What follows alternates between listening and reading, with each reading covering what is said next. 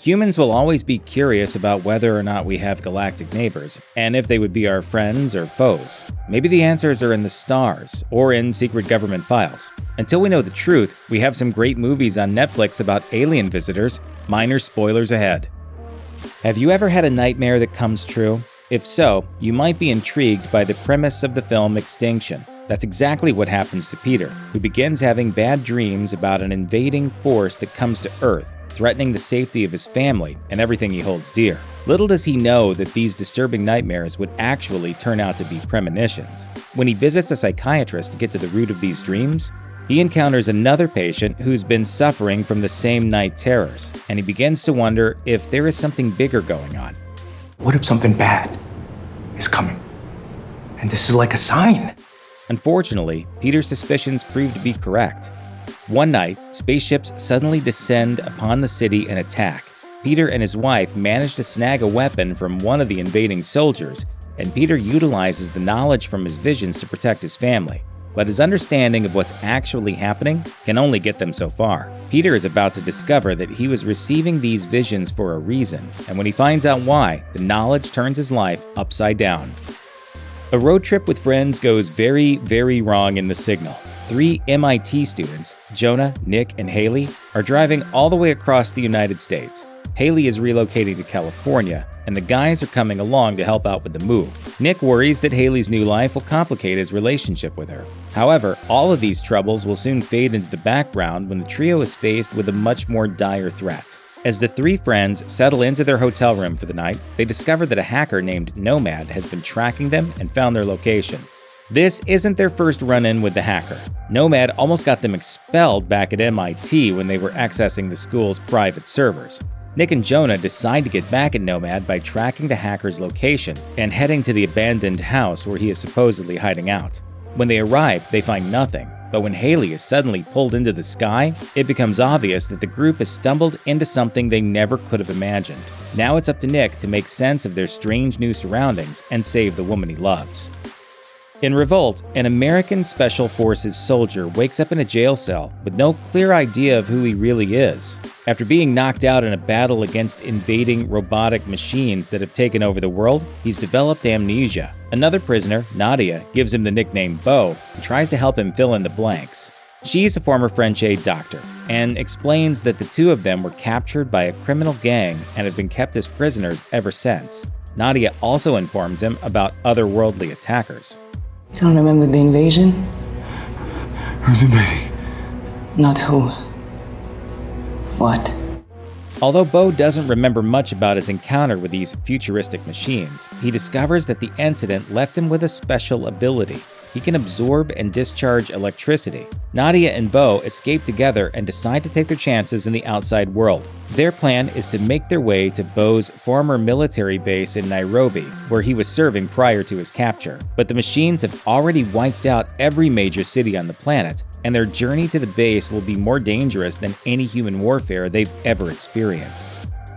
A sequel to 2010's Skyline, which followed survivors of an alien invasion of Los Angeles, Beyond Skyline explores another story taking place at the same time as the original movie. In this film, Los Angeles police detective Mark Corley helps his son Trent get out of jail just as the invasion begins. Mark and Trent are estranged, but Mark couldn't stand to leave his son behind. As most of the residents of LA are sucked up into various spaceships by huge beams of light, Mark leads a group of stray survivors through the subway tunnels to the marina, hoping to escape somewhere safe. But of course, their plan doesn't work out the way they had hoped. When they finally make it to the marina, they're captured by the alien flagship, and that's when the real adventure begins. What's actually happening inside these ships, and what do these creatures want from human beings? Mark is about to stumble on some truly disturbing answers. If you're watching a film that involves aliens and you see bright lights appear in the sky, it usually indicates that someone is about to be abducted. At First Light takes a different approach to this trope. When Alex leaves a bonfire party with a guy she's interested in, they walk through the woods to a nearby lake to spend some time alone. The next thing she knows, bright lights appear over her as she floats helplessly in the water. When she regains consciousness, she's walking down a country road with no idea what happened to her. Alex wasn't abducted, but something about her has changed. She'll soon realize that she's gained the ability to move objects with her mind. After finding a ride back into town, she calls up her friend Sean, who also happens to have a crush on her.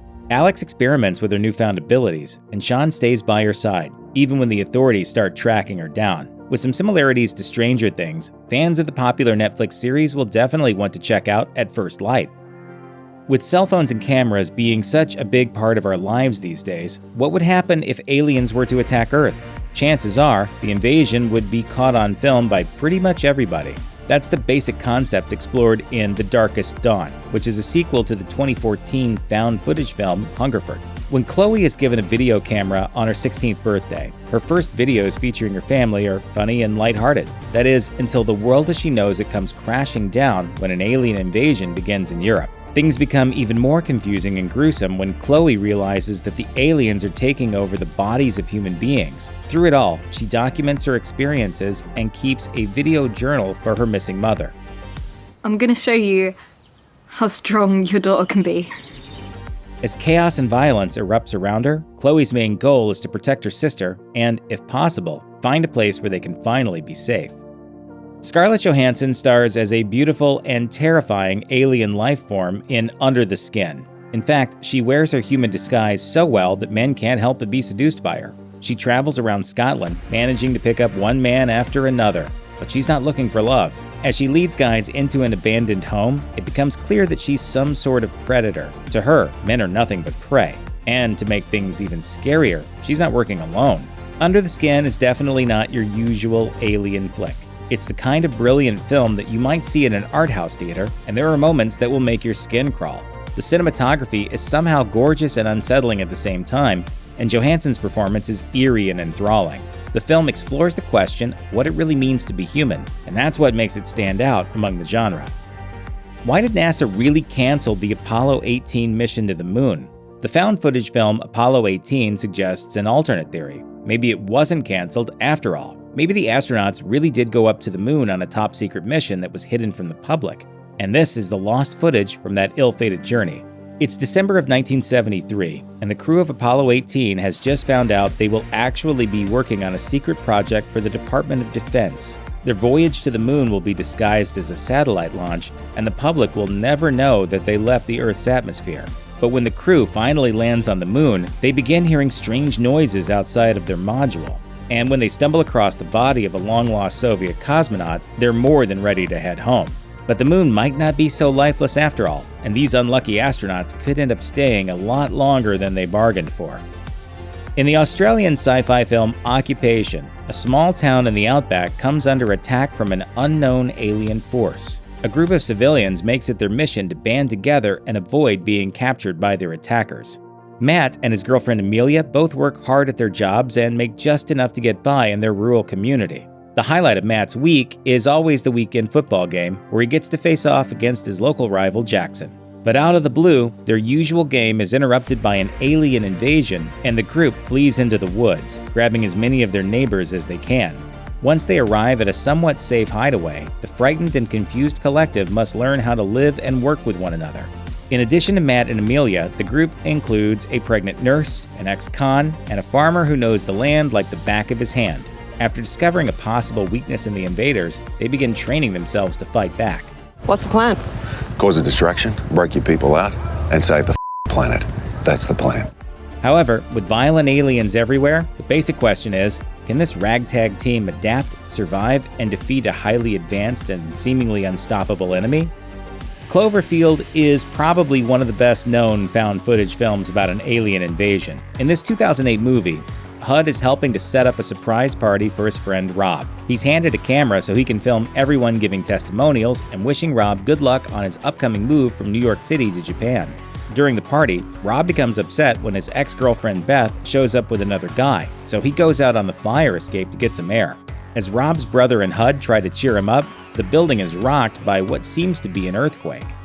Forget the world and hang on to the people that you care about the most. Oh my God! What the hell was that? The partygoers head outside to investigate, and HUD captures the subsequent catastrophe on film. The Statue of Liberty's severed head rolls down the street as panic breaks out. everyone soon discovers that an enormous monster is loose in the city and destroying everything in its path. Plus, smaller parasitic creatures are leaping off the monster's body to attack anyone within striking distance. Soon, Rob, Hud, and their friends are on a mission to save Beth and escape New York City. However, the gigantic monster has some plans of its own.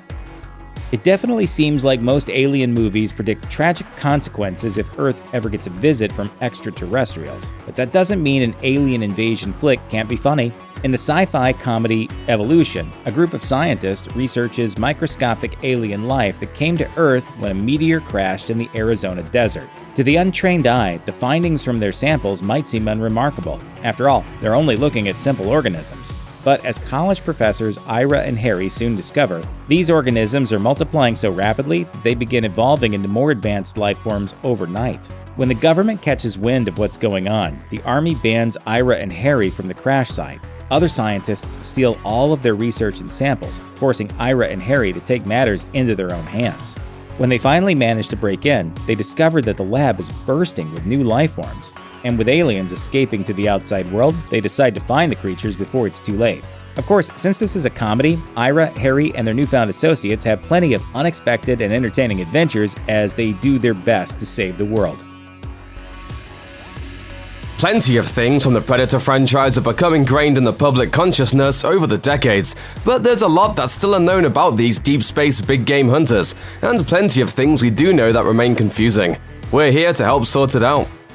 There's a lot we don't know about the Predators. For example, the word predator is just what Earthlings call these monsters. We took a vote. Predators cooler, right? Their language in the movies appears to be a collection of clicking noises represented through a complex series of dashes and writing, so we're never quite sure what they prefer to be called. That said, the Predator Expanded Universe has revealed in the past that they're an alien species known as the Yaucha, or the Hishkuten. According to the lore, that latter name is alien speak for the people who take territory. Whatever you want to call them, there are a handful of broad traits they share that come up throughout each film. First of all, the race seems to be guided by a desire to hunt for sport. Often they'll seek out whatever passes for the greatest warriors in a given area and stalk them as a trophy game. Thing is hunting us. All of us. They've even been known to pass on human beings that don't pose an immediate threat or challenge, hinting that they might be guided by a twisted sense of honor or sportsmanship. They also seem to typically hunt in units of no more than 3.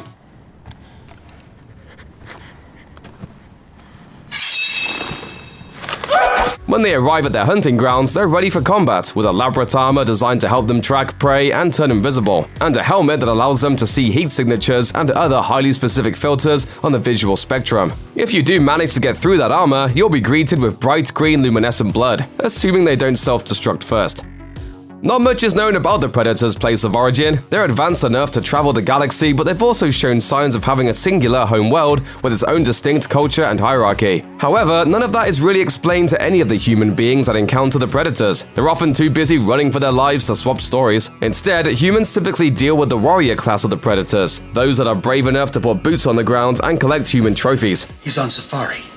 Lions, the tigers, the bears. Oh my. Trophies. The predator species has a sort of tribe mentality, and they're not above having conflicts amongst themselves. In short, part of what makes the predators so scary is the fact that humans don't quite know where they come from or what exactly they want other than to hunt them down and dispatch them with extreme violence. The first time we see predators encountering humanity is in 1987 in the jungles of Central America. The first Predator film sees US Special Operations Forces veteran Major Alan Dutch Schaefer lead a group of 5 highly trained commandos and an old friend from the CIA on a daring mission against some guerrilla troops. On their way to the extraction point, the group of mercenaries finds itself stalked by something that picks them off one by one. Despite their training, they are simply no match for their bigger, stronger, and more technologically advanced opponent. However, the armor starts to crack when Dutch realizes that the creature seems to be hunting for sport. When he sees it ignore an unarmed female captive. Run! Go! Get to the chopper! Dutch also discovers a strategic advantage in the midst of battle. When he's knocked into the mud bank of a river, the Predator has a tough time seeing him because being covered in cold mud has reduced his heat signature. Armed with some camouflage and makeshift traps, he engages the creature once more.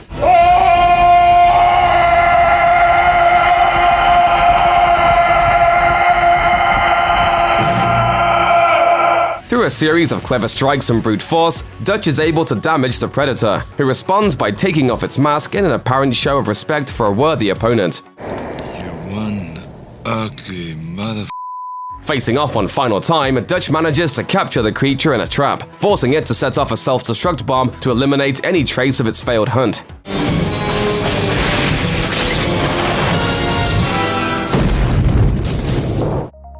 The Predators return years later for 1990's Predator 2. After witnessing the heroism of Police Lieutenant Michael R. Harrigan, this new Predator proceeds to hunt the cops and robbers in his orbit. Harrigan unknowingly tracks the monster before encountering Agent Peter Keyes, who informs him that the US government is aware of the extraterrestrial threat. Alien.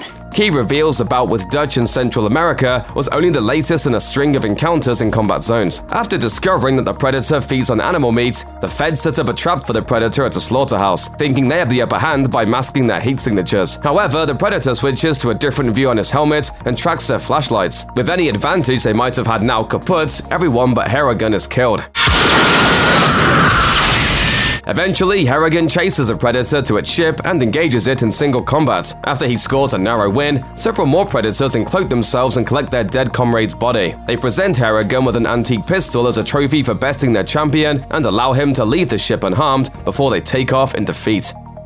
This is where things get complicated. The same year, fans caught a brief glimpse of a xenomorph skull in Predator 2, Fox, which owned both the Alien and Predator movie franchises, licensed a series of crossover comic tie-ins that eventually led to the 2004 film Alien vs. Predator. Though not well received critically, AVP provides perhaps the biggest glimpse into the culture and the purpose of the Predators. In the film, a group of scientists led by industrial tycoon Charles Bishop Weyland discovers an underground pyramid some 2,000 feet beneath the ice in Norway. Weyland leads the team on an exploratory mission, just as a trio of predators arrive at the entrance to the pyramid. Through their exploration, they learn that the predator species created the xenomorphs from early humans, who had worshipped the invaders as gods and allowed themselves to be transformed into the ultimate prey. Every 100 years, the predators return to create and hunt the human sacrifices, turn xenomorphs in a rite of passage for their species.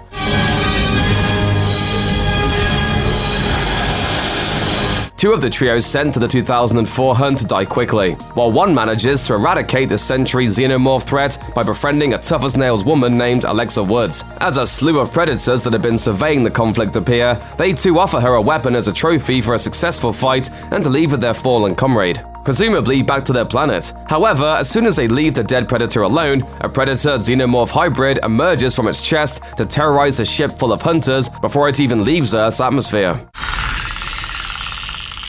Alien vs. Predator was followed by a sequel, Aliens vs. Predator Requiem. But there's an ongoing debate over whether these films count as canonical for either franchise. When Ridley Scott returned to the Alien franchise for the prequels Prometheus and Alien Covenant, he completely ignored the AVP story of the xenomorph's origins. Aliens vs. Predator Requiem picks up right after the events of AVP. With a hybrid on board that we will refer to as the Pred-Alien, the ship from the end of the previous film crash lands in Colorado. A lone survivor sends a signal to the Predator homeworld, warning them that the xenomorph threat persists. One hunter takes it upon himself to go to Earth and eliminate them. Unfortunately, the sequel focuses heavily on the members of the small Colorado town, where the Predator and Pred-Alien have their conflict. As a result, it doesn't do much to further the story of the species other than to highlight the lengths the predators will go to in order to claim victory over the xenomorphs. The movie's climax sees a predator facing off against a Pred-Alien in single combat. Both of them inflict mortal wounds on the other before the government drops a tactical nuke on the small town that's now overrun with aliens, and that's that. The film ends with the Predator's plasma blaster falling into the hands of Weyland's corporate partner, Yutani, who declares that the world simply isn't ready for this kind of technology to be unleashed on human beings. Set days before Halloween in 2018, the Predator kicks off as a group of soldiers is attacked by one of the alien creatures during a mission on foreign soil. US Army Ranger Quinn McKenna manages to survive and mail himself some of the creature's armor as proof of its existence. He's debriefed and held captive with a ragtag group of other soldiers when the Predator in question wakes up. And it's definitely not thrilled to find itself in a government lab. The Predator quickly escapes, prompting the soldiers to steal a prison bus and set off on a mission to retrieve the mailed armor. When they arrive at McKenna's house, they find his son took the armor to wear as a makeshift Halloween costume. With the Predator on their tail, they track down the boy and retrieve the armor. Eventually, the Predator catches up and forces them to surrender the items, only to be killed when a larger Predator suddenly shows up. This new beastly-looking alien reveals through a voice translator that the species had stepped up its hunting game and is now collecting DNA of other species to create stronger hybrids. It's theorized in the film that, because predators like a warm climate, global warming is hurling humanity toward becoming the most attractive new hotspot for invasion. It also turns out that the original predator that attacked McKenna and his gang was delivering a mysterious package to humanity, and that it also carried a shocking amount of human DNA in its own genetic code. The film ends with McKenna and a group of scientists realizing that the package the predator delivered was left on purpose. Inside is a suit designed to fit on a human body, one that looks like it's made for the specific purpose of combating predators. It doesn't take long for McKenna to call dibs on the new tech, meaning humanity is now prepared to fight fire with fire the next time the predators come a-hunting. That's my new suit, Bubba. 2010's Predators begins when a group of soldiers from all around the world wake up to find themselves falling from the sky. After realizing that they're dealing with predators, the group of strangers deduces that they've been handpicked as some of Earth's greatest warriors and brought to some kind of intergalactic game preserve. We're the game. Their theory is proven right when they discover a madman who has survived on a new planet for what he calls 10 seasons by scavenging and hiding. He also reveals that there is a blood feud between the normal-looking predators that fans have seen in previous movies and new, larger predators. It seems that the predators' DNA splicing eventually went awry, causing a rift among the species. While it seems that the predators used the game preserve to sharpen their hunting skills, it's also possible that the technology brought to Earth in the Predator made it so the planet is no longer a viable hunting ground, which clearly hasn't stopped them from bringing the hunt to their own turf. Sadly, although 2 members of the party defeat the monsters, they fail in their mission to get off the planet and back home to safety. As a result, no one on Earth knows about this new strategy of kidnapping humans to hunt off planet, meaning McKenna's cool new suit may be useless to save humanity after all. With sci-fi adventure and a cast of cosmic misfits that includes a talking raccoon and his best friend, a tree, it's no surprise that Marvel's Guardians of the Galaxy was a big hit for kids when it hit theaters. All the adults who saw it, however, might have noticed a few other things that flew right over the younger viewers' heads. Destination Earth. Even though he was taken from Earth as a child and raised among the outlaws known as the Ravagers, one of the key components of Peter Quill's character is his intense connection to his homeworld. It's exemplified through the awesome mixed cassette tape given to him by his mother before she died, which he listens to non-stop to form the film's soundtrack. When we see Peter as an adult, it's been 26 years since he was abducted into space by the Ravagers, and he's still holding on to the mixtape, his backpack, a troll doll, and the few other mementos he has of his old home. He's also a capable pilot who knows his way around the galaxy and even has his own spaceship named after the decidedly Earth-based celebrity Alyssa Milano. So he definitely tried to go back to Earth at some point, right? Maybe not recently, since he seems to have settled into the life of a spacefaring outlaw, but it's hard to imagine a universe in which Star-Lord didn't run away from the Ravagers and head back home at the first chance he got, even if it was just to see if the Jackson 5 ever put out another song. Unfortunately, that's not a story we've ever seen, unless he spent a few years undercover in Pawnee, Indiana. Well, there's only one man for the job, Burt Macklin. Tale of the Tape. Peter's trusty Walkman and the mixtape contained within it are more than just a playlist. It's his main attachment to the memory of his mother, and it became the essential hallmark of the film, too. It's embedded in the very fabric of the Guardians of the Galaxy franchise. So much so that when he has to escape from space prison, Peter risks his life and his freedom just to get the tape back. And it also represents a genuine miracle in audio preservation technology. As anyone who was actually around in the 80s knows, cassette tapes aren't exactly the most durable format, especially if you're playing them over and over for, say, 26 years. And yet, Peter's mixtape and the Walkman he uses to play it are in perfect working condition after being bounced around the universe for a quarter of a century. And that's not the only tape tech Peter has. Either Sony has a repair tech in nowhere, or Peter just happened to run into the only member of the Nova Corps who could hook him up with a tape deck pulled straight out of the dashboard of a custom van. Zero G. When the team is taken to the Kiln prison, it's up to Rocket to come up with a way to get out. And what he comes up with actually ends up working pretty well. The escape plan hinges on the team getting up into the guard tower, turning off the artificial gravity in the prison, and then simply flying away. It's a good idea, but it also involves at least one very large chunk of luck. For some reason, when the artificial gravity goes off, the Kiln guards, many of whom had previously been holding riot shields and rocket launchers, just start madly flailing around as they float. Not only do they never recover as the Guardians make their escape, they also drop their weapons. Obviously, suddenly losing gravity would have an element of surprise, But if you're going to build a super secure prison in the depths of space, you'd think training your guards to fight in zero-G would be one of the first things you'd do. The second thing? Telling them not to drop their guns at the first sign of trouble. The Ravager Diet. Peter is abducted from Earth as a boy by the Ravagers, a group of outlaws with their own code and system of command who were hired by Peter's still mysterious father to bring him back. Yondu, the leader of this particular faction of Ravagers, decides to keep Peter and raise him like a murderous outer space Mary Poppins. I'm Mary Poppins, y'all! Rather than dosing his medicine with a spoonful of sugar, though, Yondu keeps young Peter in line by reminding him that he saved him more than once from being eaten by his fellow Ravagers. They seem pretty eager to find out what creatures from this distant planet called Earth taste like. When I picked you up on Terra, these boys of mine wanted to eat you. Yeah? They ain't never tasted any Terran before. I stopped them. So are Ravagers space cannibals, or do they just consider human beings to be livestock? They're made up of all manner of alien species, so if they were that willing to drop a clearly sentient Peter Quill onto their plates at lunchtime, have they also eaten members of each other's species too? That could make for some pretty awkward conversation around the table, but the movie never bothers to answer this question, even though we're hungry for answers. Love and the single alien. Star-Lord definitely fits into the lovable scoundrel category, and apparently that includes all definitions of lovable. He apparently has a tendency toward meaningless flings with all manner of alien species. He has a woman, whose name he's forgotten, in his ship when we first meet him, he hits on Gamora when he sees her, and later he tells Drax various stories about alien women who've attacked him after he romanced his way out of, and into, plenty of trouble.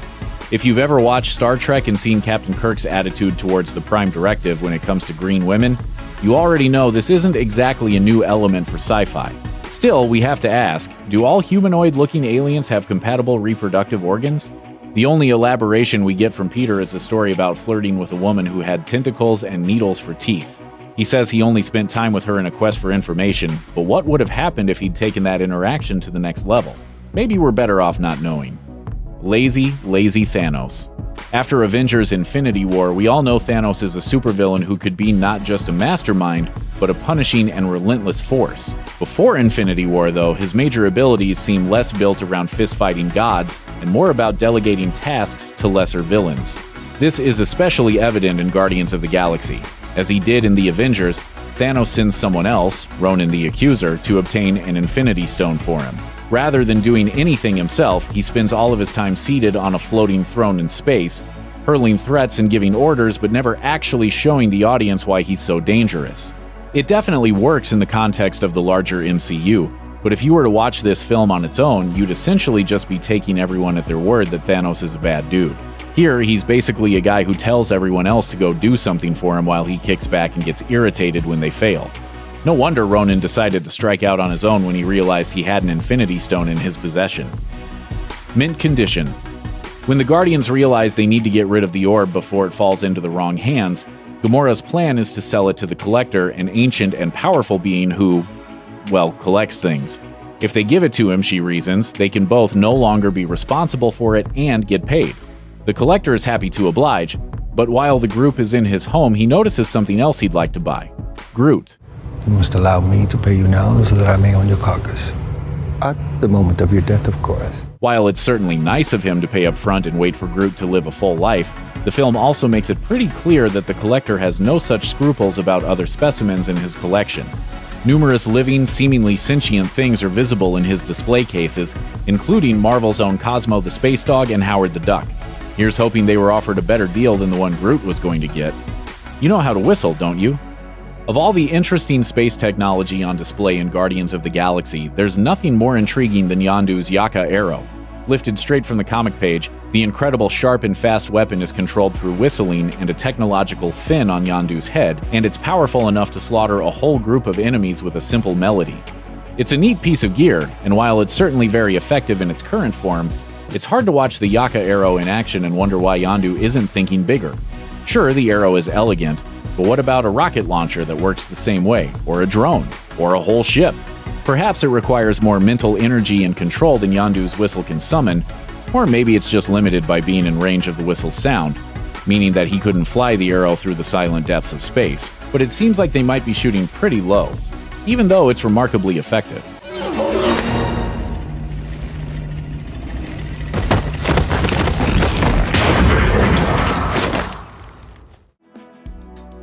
District 9 is an uncommonly smart sci-fi hit, and it's got a heck of a lot going on, especially in the final act.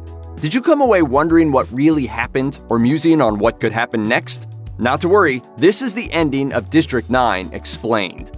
When most films end, audiences are treated to powerful soft light shots of the hero kissing their love interest, hugging their relatives, or celebrating their great victory over the antagonists. But District 9 has no clear-cut heroic ending. In fact, given how much of the story revolves around Vikas Vandamarva slowly succumbing to a horrible disease, if you're not paying close attention to the ending, you may end up wondering, is Vikas even alive? Is he lying in a ditch somewhere? Did the Nigerian mercenaries finally eat his body for magical powers? Well, don't worry, Vikas is very much alive at the conclusion of the film.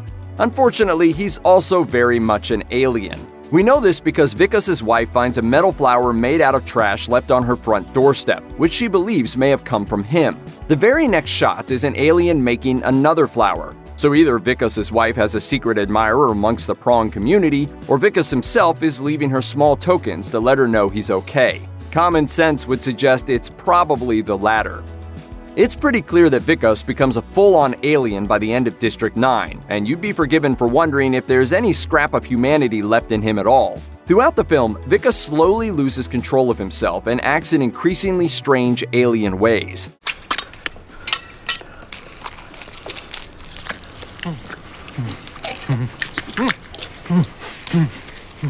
That said, the flower Vikas leaves his wife is as good an indication as any that Vikas still clings to at least some of his humanity. Earlier in the film, Vikas' wife explains that he loves making her fun craft projects. It seems that alien Vikas still feels that urge to let his wife know he's generally doing okay and hasn't fully lost his personality, even if he's a little slimier than the last time she saw him. If you look closely at Vikas post-transformation, it's also clear that one of his eyes retains its blue human color, while the other is green like those of the other prawns. This would indicate that there's still a small portion of Vikas which remains human and retains at least some of his previous memories. He's certainly more prawn than man, but that doesn't mean he's lost all of his humanity. At the end of District 9, the prawn named Christopher, who fights alongside Vikas throughout the film, ultimately escapes the planet. Thanks to Vikas' sacrifice and assistance, Christopher is able to get his damaged command module working and fly himself and his son up to the recently activated mothership. Of course, one question remains. How long will it be before Christopher is able to return to Earth? He promised to cure Vikas of his illness after all. How long will Vikas be forced to wait? Earlier in the film, Christopher convinces Vikas to help him by assuring him he can reverse Vikas' slowly worsening disease. But after learning about the government's experimentation on his people, Christopher tells Vikas he needs to alert his people to what's happening before he can dedicate the necessary time and alien fuel needed to heal Vikas. Christopher estimates it'll take him 3 years to make the trip to and from his home planet back to Earth. So Christopher will return, but it's more than likely that Vikas will be forced to live as a prawn for at least 3 years until then.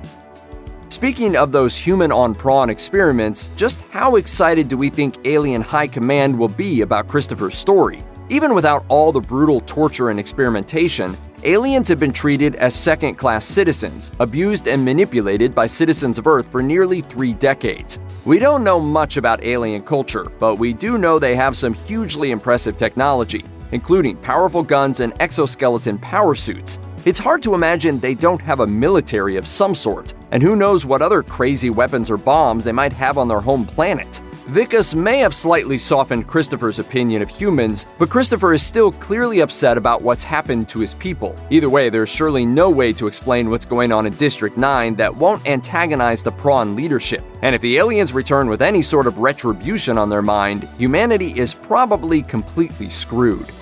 One of the largest unanswered questions at District 9 is just why the alien fuel actually turns humans into prawns. It's clear Vikas' transformation starts when the fluid is sprayed into his face, but nobody ever figures out exactly why things go the way they do. Even weirder, Christopher doesn't seem at all confused when Vikas transforms. He immediately knows the fluid would do that, and seems highly confident that the medical machines on the mothership could heal Vikas. Are you saying that you could turn this prawn hand into a human hand? I mean, you can make me human again.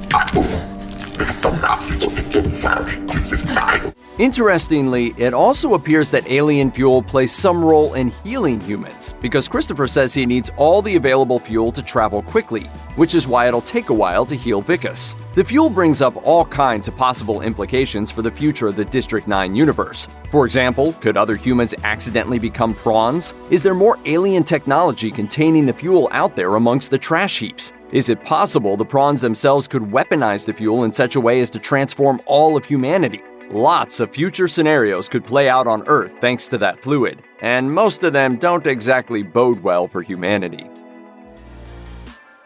Ridley Scott's Alien is a sci-fi horror classic, a crazy cocktail of influences that somehow manages to be more frightening than the sum of its parts. Everybody who worked on it had their own idea of what Alien would be about. Perhaps that's why scholars, sci-fi nerds, and film critics alike continue to discover creepy, unexplored channels within this terrifying masterpiece. So now, let's take a look at the story behind Alien.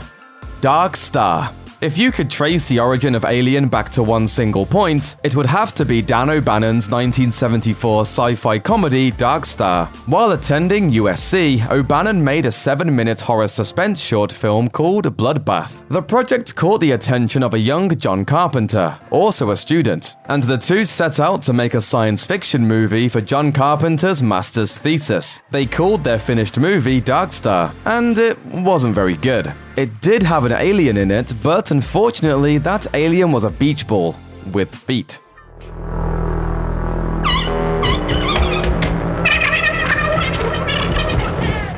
According to O'Bannon, instead of the most impressive student film ever made, we had the least impressive professional film ever made. But that crappy film gave birth to a legend.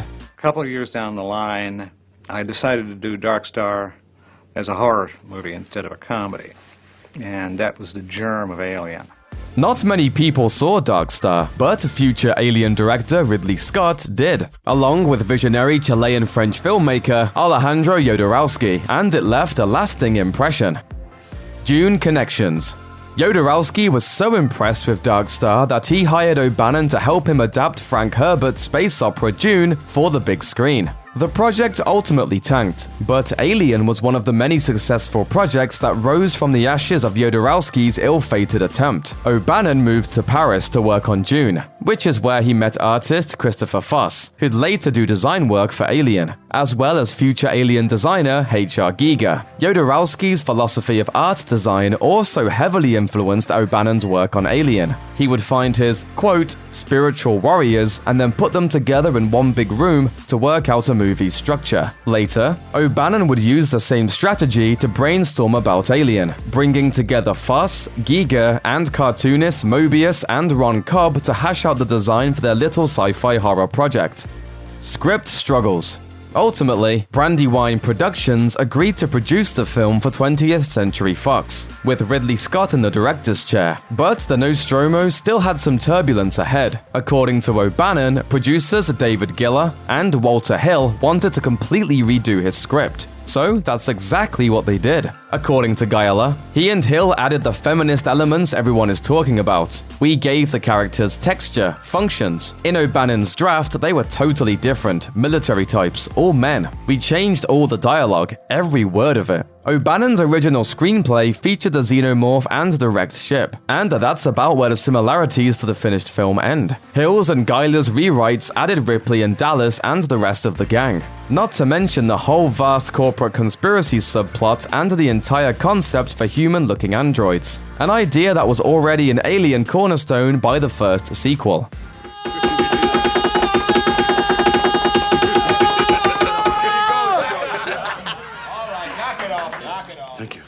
But bizarrely, some drafts also had a time travel-based plotline featuring Jack the Ripper, Hercules, and Genghis Khan, like a Magic Treehouse book with murderous chest-bursting aliens. Then there's the alien that, against all odds, Scott and his team somehow made despite all the confusion. As artist Christopher Foss put it to Den of Geek, poor old Dan O'Bannon, the bloke whose concept it was, just got absolutely shafted. I kind of got the impression that Ridley was quietly going his own way, trying to get on with it and get it done. Ship shape.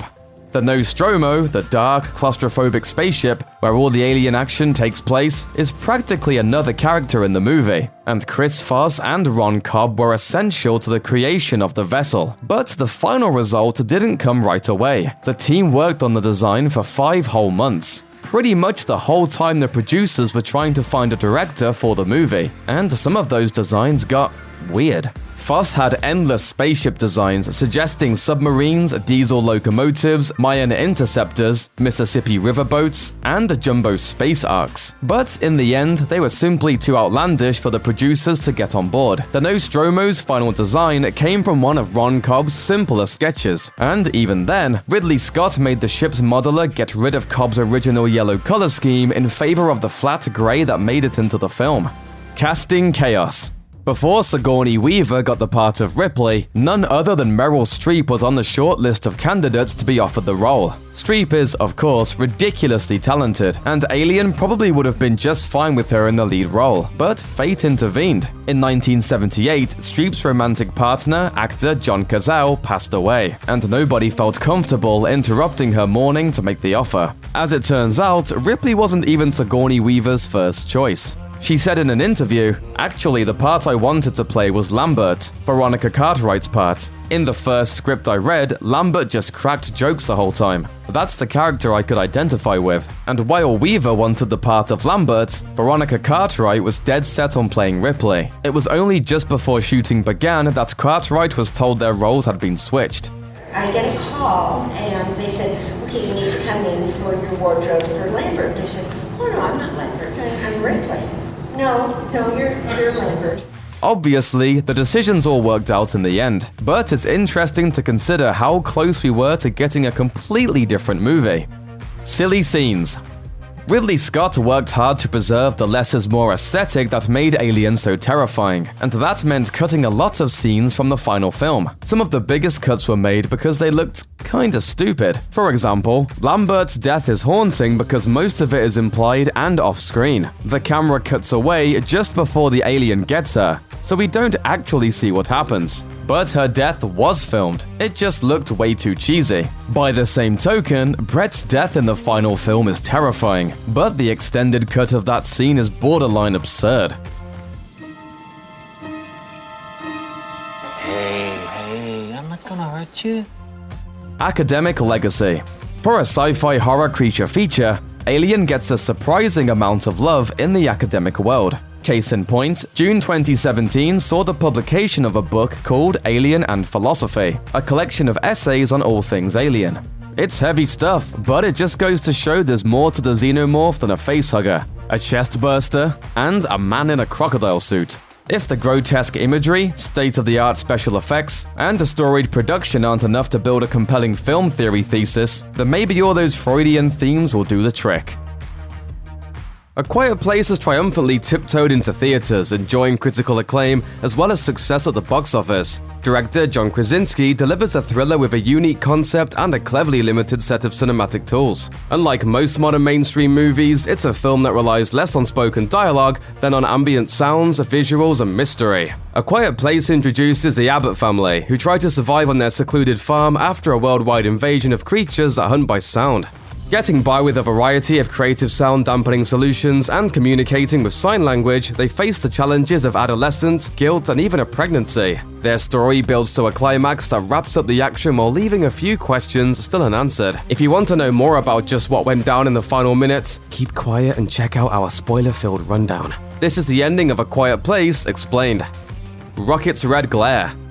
In A Quiet Place's opening scene, youngest child Bo proposes that a rocket ship could help the family escape. His fascination with space travel proves to be his downfall, as a toy shuttle in his hands makes enough electric noise to attract one of the creatures. His family watches helplessly as the boy is snatched away just before the main title. Bo's death informs the character arcs for the rest of the story, as the film jumps ahead a year and finds everyone struggling with grief and guilt while attempting to maintain some sense of normalcy under the oppressive silence. His memory plays a key role in the finale, as the monsters move in on Evelyn Abbott when she goes into labor. Her husband, Lee, and their son Marcus draw them away by putting into action a one-word plan: rockets. While the farm glows red with the warning lights that signal an attack, a volley of fireworks distracts the beast and allows Lee to take back the house and rejoin his wife and newborn son. Sacrificial Scream.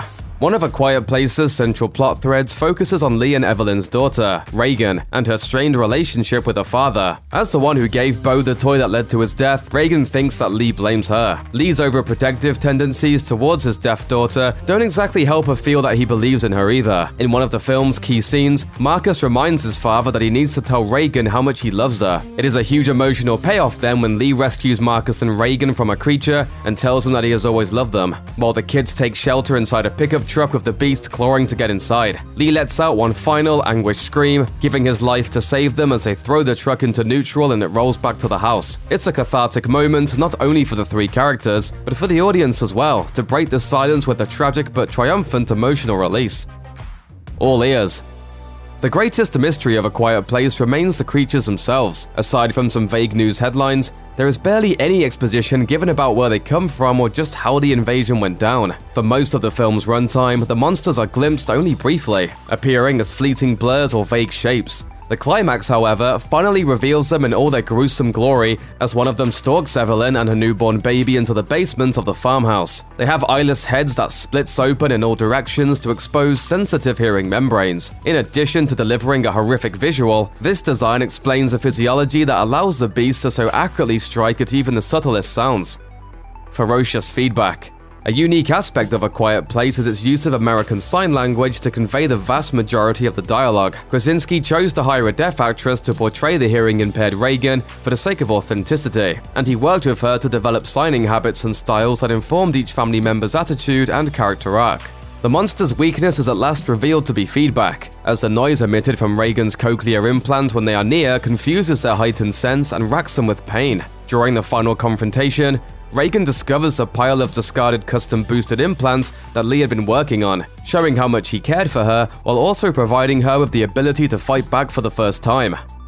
Locked and Loaded.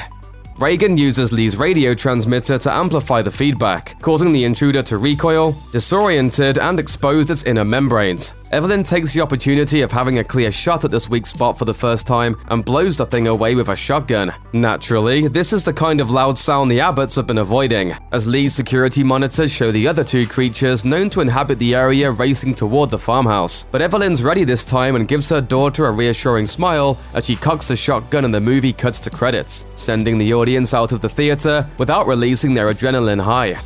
The Next Generation. Evelyn's pregnancy and labor are a driving source of tension for most of A Quiet Place, and it's not just to harvest the audience's anxieties. A major theme of the film is the struggle to survive and adapt to some kind of normalcy in the midst of horrific societal changes. That's why the invasion occurs before the story begins, and the rebellion against the monsters is saved for after its ending. Evelyn and Lee's newborn baby serves as a symbol for the belief that life can go on. Children will be born who never knew life before the quiet. Who are we if we can't protect them? Reagan, Marcus, and the baby at their mother's side in the film's final moments represent what this story is all about: the future.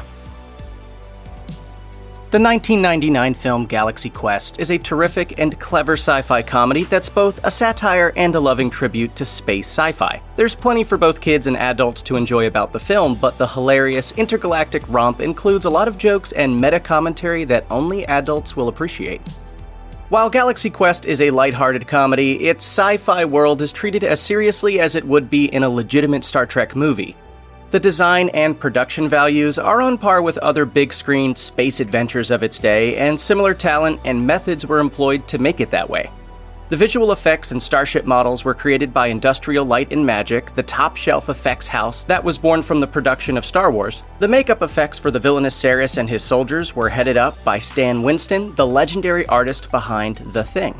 According to Never Surrender, a Galaxy Quest documentary, making the sci-fi elements the straight man of the comedy was a deliberate decision. In order for the film to work, the sci-fi stakes needed to be totally real, with the comedic element stemming from the human characters, or the way the Thermians literally incorporated the Galaxy Quest TV show into their culture. Making a clear delineation between the real dangers of space and the very fake TV world to which the actors are accustomed actually helped heighten the comedy. It's the context of the creatures and circumstances the characters encounter that makes them funny, not those things themselves. Well, forget it! I'm not doing it! This episode was badly written! Galaxy Quest centers around the strained dynamic between star Jason Nesmith and the rest of the cast of the Galaxy Quest TV series, which is similar to the decades-long conflict between Star Trek's William Shatner and his co-stars.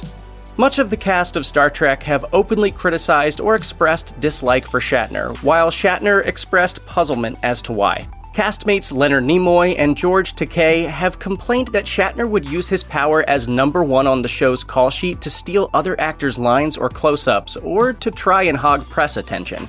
Like Nesmith, Shatner doesn't seem to find anything wrong with his own behavior, but while Jason seems to harbor no ill will towards the crew, Shatner is famously defensive and publicly casts Takei as irrational. However, the rest of the Trek cast has enjoyed a very close, family-like relationship, much like the one seen in Galaxy Quest. In the film, Gwen DeMarco says, "You see, we work together, or not at all." This mirrors Leonard Nimoy's refusal to participate in Star Trek the Animated Series, unless Nichelle Nichols and George Takei were also hired. Nichols and Walter Koenig were best lady and best man at Takei's wedding, to which Shatner was not invited. Shatner also did not attend Leonard Nimoy's funeral due to a scheduling conflict, but says he doesn't think he'd have been welcome anyway. In Galaxy Quest, Alan Rickman's character Alexander Dane is a serious actor who feels that his career has been destroyed by his years playing the alien Dr. Lazarus. Dane's plight is far from uncommon, as actors who do sci-fi television often find themselves shoehorned into similar roles. But Alexander's frustrations seem to be particularly inspired by the life of one particular Trek cast member, Leonard Nimoy. While Nimoy might not have expressed the levels of resentment that Dane does in the film, he did struggle with being so closely identified with Spock. Nimoy found that it made it hard to further his career as an actor, leading to his moving behind the camera as a director. This struggle became exaggerated in the public eye when his first autobiography was published under the controversial title I Am Not Spock, which created a misconception that Nimoy disliked the role and the place it created for him in pop culture. Nimoy sought to correct this perception by naming his 1995 follow-up I Am Spock. While Dane's story is more dramatic, he also makes peace with his iconic role by the end of the film. One of Galaxy Quest's running gags is the quiet calm of Fred Kwan, who doesn't seem to respond appropriately to any of the peril and weirdness that happens throughout the film. It's easy to read the chill, frequently snacking Fred as being in a marijuana-fueled haze throughout the action.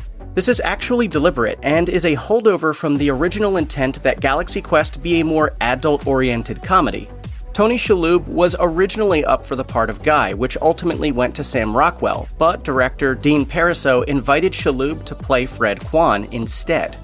Shalhoub initially declined, as he felt an Asian actor should play an Asian character, but the two determined that Fred himself is actually a non-Asian actor playing the Asian character Tech Sergeant Chen. This development reminded Shalhoub of an unconfirmed rumor that actor David Carradine, while portraying the whitewashed role of Kwai Chang Caine on the 1970s TV series Kung Fu, smoked weed constantly on set. Shalhoub and Parisot invented a backstory for Fred that he had done the same thing and then ended up becoming a burnout, and the part was totally rewritten with that in mind. Very little of this made it into the final film, with many of Shalhoub's stoner gags being cut, and the only acknowledgement of Fred's faking his ethnicity being a passing reference to Kwan not really being his last name. Early in Galaxy Quest, we learned that Jason Nesmith has been hired to make a personal appearance by teenage fan Brandon and his friends. Jason explains it by saying, "It's not a big deal. These guys put a little set in their basement. I'm there about an hour." However, despite Jason's downplaying, consider how expensive it must be to book Jason Nesmith for a 1-hour appearance. Yes, he's an out-of-work actor, but he's still got a nice house in the Hollywood Hills and is apparently in enough demand to warrant a 3-day convention dedicated to his long-canceled TV series. Serious acting work may have dried up, but there's no shortage of people looking to pay money for Nesmith's attention. In 2021, a 10-minute live Zoom call with Star Trek actor Jonathan Frakes cost $750. Getting Galaxy Quest's lead actor to play his most famous role for an hour in their basement could not be cheap, even if you skimp on the limo. After receiving and misinterpreting Earth's television broadcast, the Thermians remodeled their entire society and technology after Galaxy Quest in excruciating detail. While Earth's TV signals really do escape our planet and travel into space, when you do the math, the Thermians' Galaxy Quest makeover must have been extremely rapid. Let's be generous and imagine that Thermia is a very close neighbor to Earth. The closest star to our sun, Proxima Centauri, actually does have a planet, Proxima b. Proxima is about 4.2 light-years from Earth, so it would take a television broadcast 4.2 years to reach there. Galaxy Quest aired roughly between 1977 and 1982, so its first episodes would have reached Proxima beginning in the early 1980s. The film is set less than 2 decades later, in 1999 or 2000. If the Thermians lived on Proxima b, that doesn't leave very long to reconstruct their culture, develop their technology to mimic that of Galaxy Quest, and then travel all the way to Earth. And if you consider Thermia is probably much farther away, that gives them even less time to work with.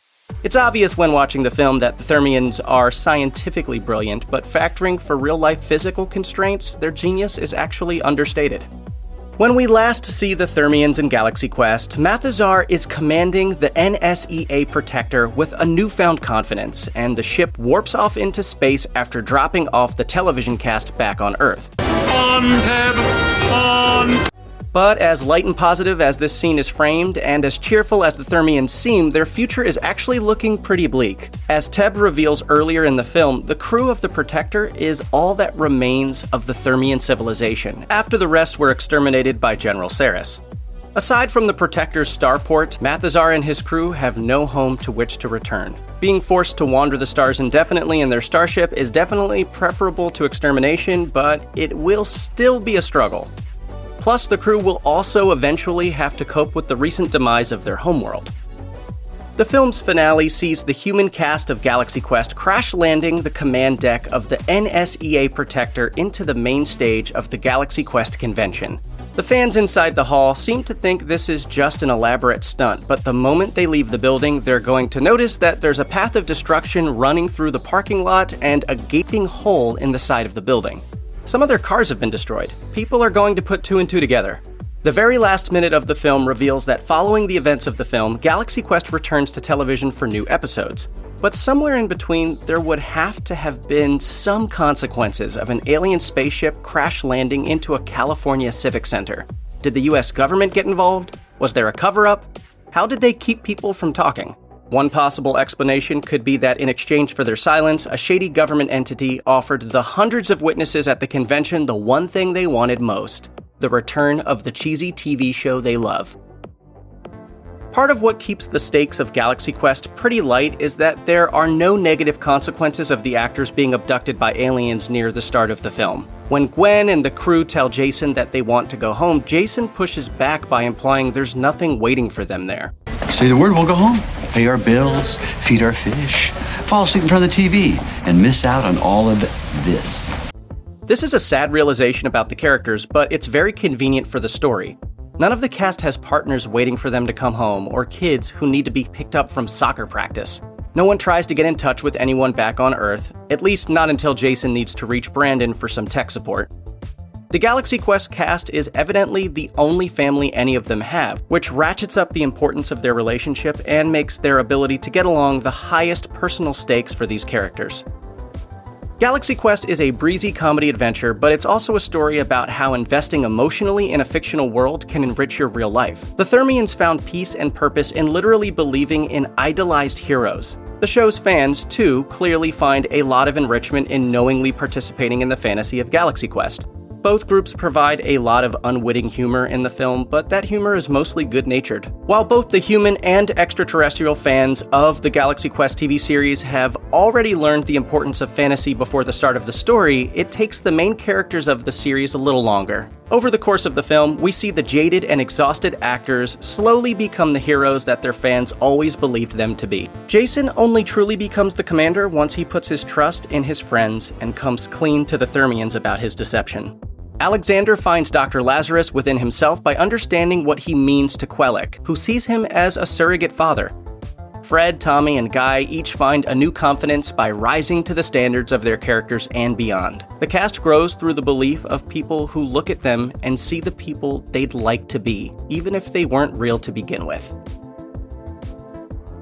A good makeup artist can transform even the most recognizable actor into a weird, wonderful, or terrifying alien and make them pretty much unrecognizable in the process. Here's what these movie aliens look like without their makeup. Lee Pace has appeared in a whole bunch of movies and TV shows over the years, but arguably his most high-profile role is Ronan the Accuser, the alien villain of the 2014 Marvel film Guardians of the Galaxy. In the comics, Ronan is part of the blue-skinned alien species known as the Kree, so makeup artists Elizabeth Yanni-Georgiou and David White had to paint Pace's whole body blue and almost entirely shroud his face in black tar. While promoting the film, Pace told the YouTube channel Screen Slam that he actually loved wearing his extensive makeup because it serves as a mask for the character. He explained, "I move my face in a different way, but what's great about that too is that it's not the way the character looks, it's the way he wants to look. He's got blue skin, but on top of that, he's painted this fearsome mask because that's how he wants to present himself to the world." Yanni-Georgiou and White also designed the look for other extraterrestrial characters in the film, which earned them an Oscar nomination for Best Makeup and Hairstyling in 2015. As for Pace, he went on to play Ronan again in 2019's Captain Marvel, forgoing the black face paint since the movie takes place before Guardians and features a less radicalized version of the character. French actress Maïwenn Lebesco, known mononymously as Maïwenn, portrayed the tall and mysterious alien opera singer Diva Plavalaguna in 1997's The Fifth Element. In a rare interview regarding her extraterrestrial role in the movie, Maïwenn explained how The Fifth Element's French writer-director Luc Besson, who was engaged to her at the time, offered her the part of Diva. Maïwenn initially passed, however saying, "Oh, thank you, but if I love you, I want to show you my love that is pure, so I don't want to work with you." Besson ended up hiring a German model to play Diva, but she didn't show up to her makeup test, and so Maïwenn stepped in to play the part. Maïwenn also revealed that applying the prosthetics needed to play Diva took 3 hours every day. The team, led by Lois Burwell, applied makeup around Maïwenn's head before they glued Diva's giant prosthetic dome onto her own. They then gave Maïwenn stilts and the dress, and since Maïwenn was so tall in her stilts, she required a special chair and her own crew to help her eat and drink. New Zealand-born actor Jermaine Clement is best known for playing comedic roles in movies and TV shows, such as What We Do in the Shadows and Flight of the Conchords. But he also played a terrifying alien villain in the 2012 film Men in Black 3, for which he wore an absolute ton of prosthetics and makeup. And it took 8 hours. So before you even start a workday, you've already had like what most people think of as a workday. Luckily, by the end of the shoot, the makeup team had managed to get that time down just a little. But then they gradually got it down to 4 hours. Now we can do it in 3 hours. Legendary makeup artist Rick Baker, who designed the aliens for Men in Black 3 and its two predecessors, brought Boris to life and even made him scarier than intended. In 2012, Baker told Digital Trends, "In the script I got originally, he was a biker, but they described him as Dennis Hopper from Easy Rider. I said, you know what, I think he should be intimidating like Charles Manson or 1960s Hell's Angel president Sonny Barger. I did these designs and kind of reinvented what I thought he should be." Actress, model, and dancer Sofia Boutella played the alien warrior Jayla in 2016's Star Trek Beyond, her first role that involved prosthetic makeup. While promoting the film, Boutella explained to Screen Slam why she enjoyed the long makeup process, saying, "The meditation aspect of it is like getting into character. You actually take this time. Sometime you get on set and you have very little time. I've never done prosthetics before. I like that second skin. I like what it brought to me. It's like as soon as I had it on, you feel in character." Joel Harlow, the movie's makeup designer, explained to Inverse in 2017 why applying makeup to Boutella took longer than doing the same to Idris Elba, who played the film's similarly inhuman-looking villain, Kral. He said, "It's deceptively elaborate, with lots of intricate dissections." Sofia Boutella wore a forehead that came down her cheeks and black design markings that went all the way down to her chin. The mouth, nose, and chin are Sofia. Otherwise, everything else is all a prosthetic. The time it took was worth it in the end, though, because Harlow and fellow makeup artist Richard Alonso both received an Oscar nomination for their work on Star Trek Beyond.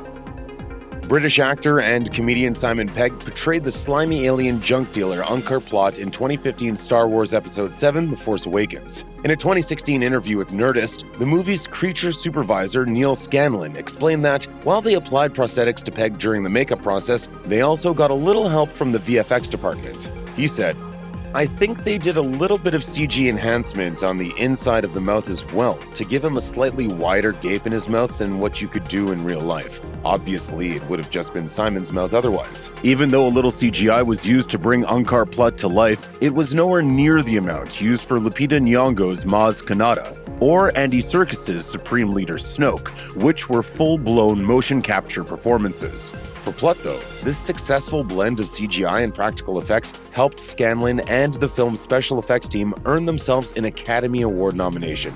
Sadly, Pegg himself didn't find the suit all that comfortable. And I had these big rubber, like silicone gauntlets on, which were my fingers. And when I took them off, I could pour the sweat out. At least he didn't have to wear it for long. Australian actor Ben Mendelsohn has played countless villains throughout his long career, but his turn as the alien Talos in 2019's Captain Marvel is one of the few roles for which he actually wore prosthetics and makeup. Although he gets to spend a little time out of makeup in the movie, Talos' true appearance is that of a Skrull, a race of green, shape-shifting aliens who are frequently found stirring up trouble in the Marvel Universe. To Talos' credit, at least, he and his cohorts are revealed to be refugees from the Kree Empire halfway through the events of Captain Marvel, so it's quite literally not all bad. To throw audiences off that particular twist, Legacy FX supervisor Shane Mahan made the film's Skrulls look as intimidating as he could, landing on an appearance similar to that of their comic book counterparts. When asked about the length of the makeup process, Mendelsohn told Entertainment Weekly that, in total, it only took a couple of hours. When asked if the makeup team managed to quicken the process at all, Mendelsohn replied, "They have. What do? I sit there. No, they have. They're awesome. It's a couple of hours. It's not that big a deal, you know?" Mendelsohn ended up back in the makeup chair once more for Spider-Man Far From Home and will likely don his prosthetics again as the MCU grows ever bigger and more cosmic, especially with the upcoming Secret Invasion series looming over the horizon. It's a good thing he doesn't seem to mind. Scottish stuntman Ray Park famously wore a whole heap of makeup when he portrayed the acrobatic Sith Lord Darth Maul in 1999's Star Wars Episode I: The Phantom Menace. The film's principal makeup artist Paul Engelin spoke about Maul's devilish look in a 1999 issue of Makeup Artist magazine. He explained, "The red I used was actually a water-based aqua color that would fade, but it was quite easy to reapply by sponging on. The black was real tattoo color, which I had to paint on. It's kind of elasticized, so would tend to peel rather than run. I sponged it on with a fairly heavily saturated alcohol-based sponge and a lot of black pigment. Even with all of the action scenes shot out there, it worked." In an interview with Sci-Fi Wire in 2019, Park revealed he was initially unsure about Maul's look, explaining, "When they were doing me up, I just thought I looked silly. You know, my big nose and my weird teeth and then my blue eyes, and I just felt like a big panda, you know? But once the contact lenses were in and people were staring at me on set, it was like, wow." Park reprised his role for a cameo in 2018's Solo: A Star Wars Story and provided motion capture for the character in The Phantom Apprentice, an episode of the animated series Star Wars: The Clone Wars.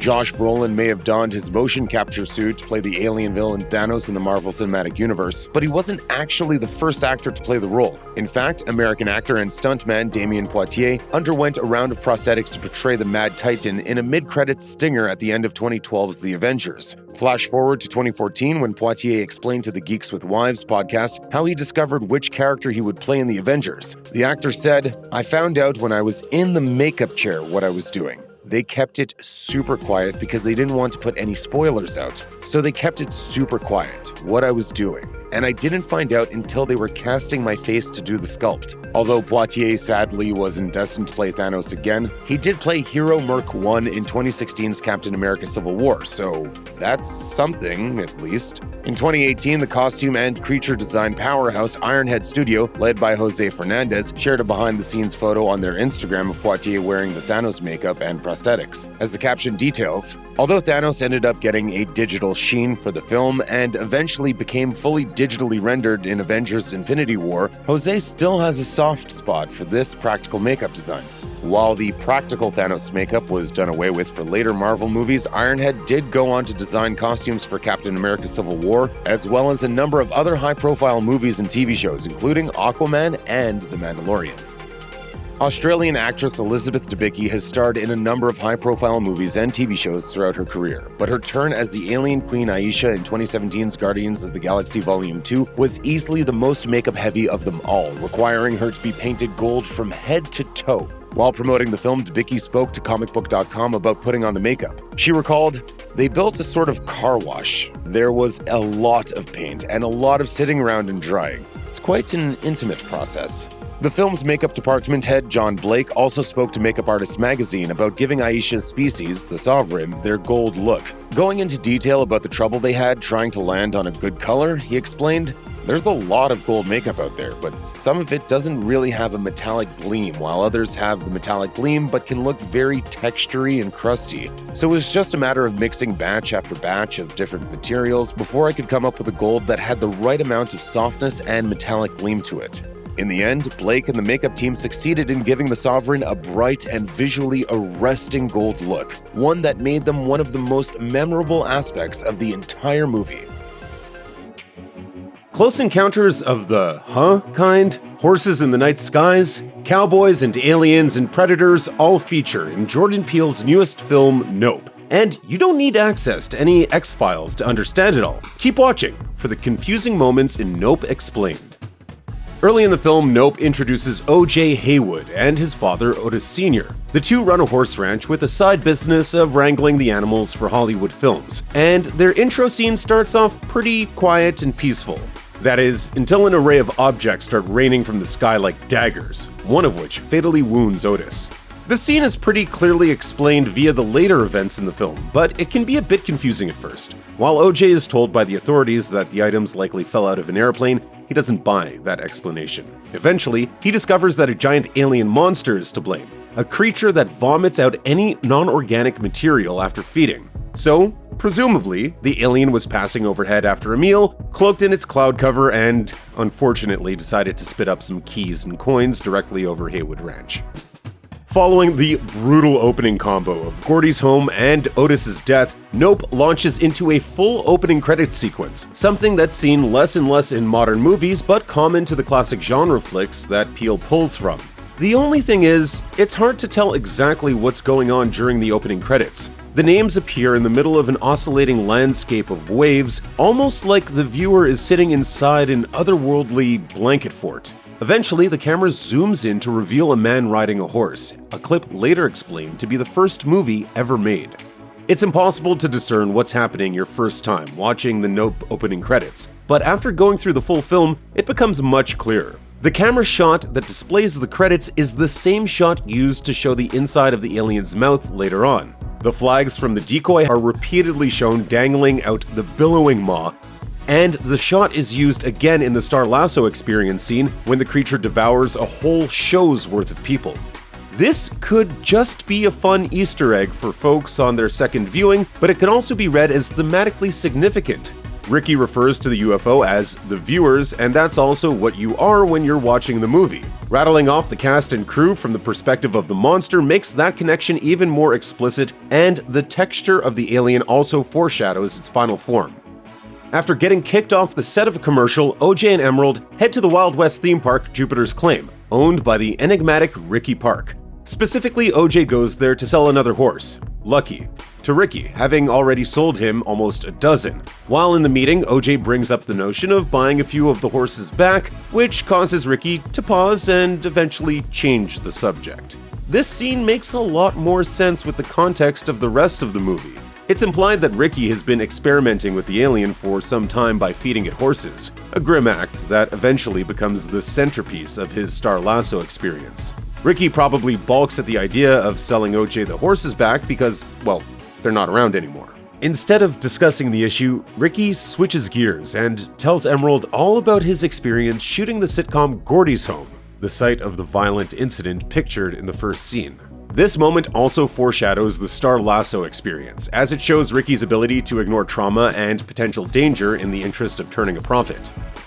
After setting up security cameras all around the ranch and preparing for the UFO's return, OJ has what seems at first to be a real alien encounter in the horse's stables. While investigating some strange activity, he comes upon three big-headed beings covered in coarse black hair. It's one of the film's spookier scenes, but it ends up being a complete fake-out, as the aliens are nothing more than 3 kids in costumes. Specifically, they're the children of Ricky Park, showing up later on in the same costumes to perform at the Star Lasso experience. After their cover is blown, they tell OJ not to mess with Jupiter's claim and quickly leave. OJ seems to think it's because Emerald stole one of the park's horse statues, but there might be more at play than simple payback. It's suggested at various points that Ricky is interested in purchasing the whole Haywood Ranch. Given that his newest business venture involves chasing down a UFO that lives in the area, that makes a lot of sense. Considering that, it's possible the kid's prank would have been just the start of a campaign to compel OJ to sell. Businessmen using skeevy tactics to force people to sell property is a classic Western trope, and it feels right at home in Nope.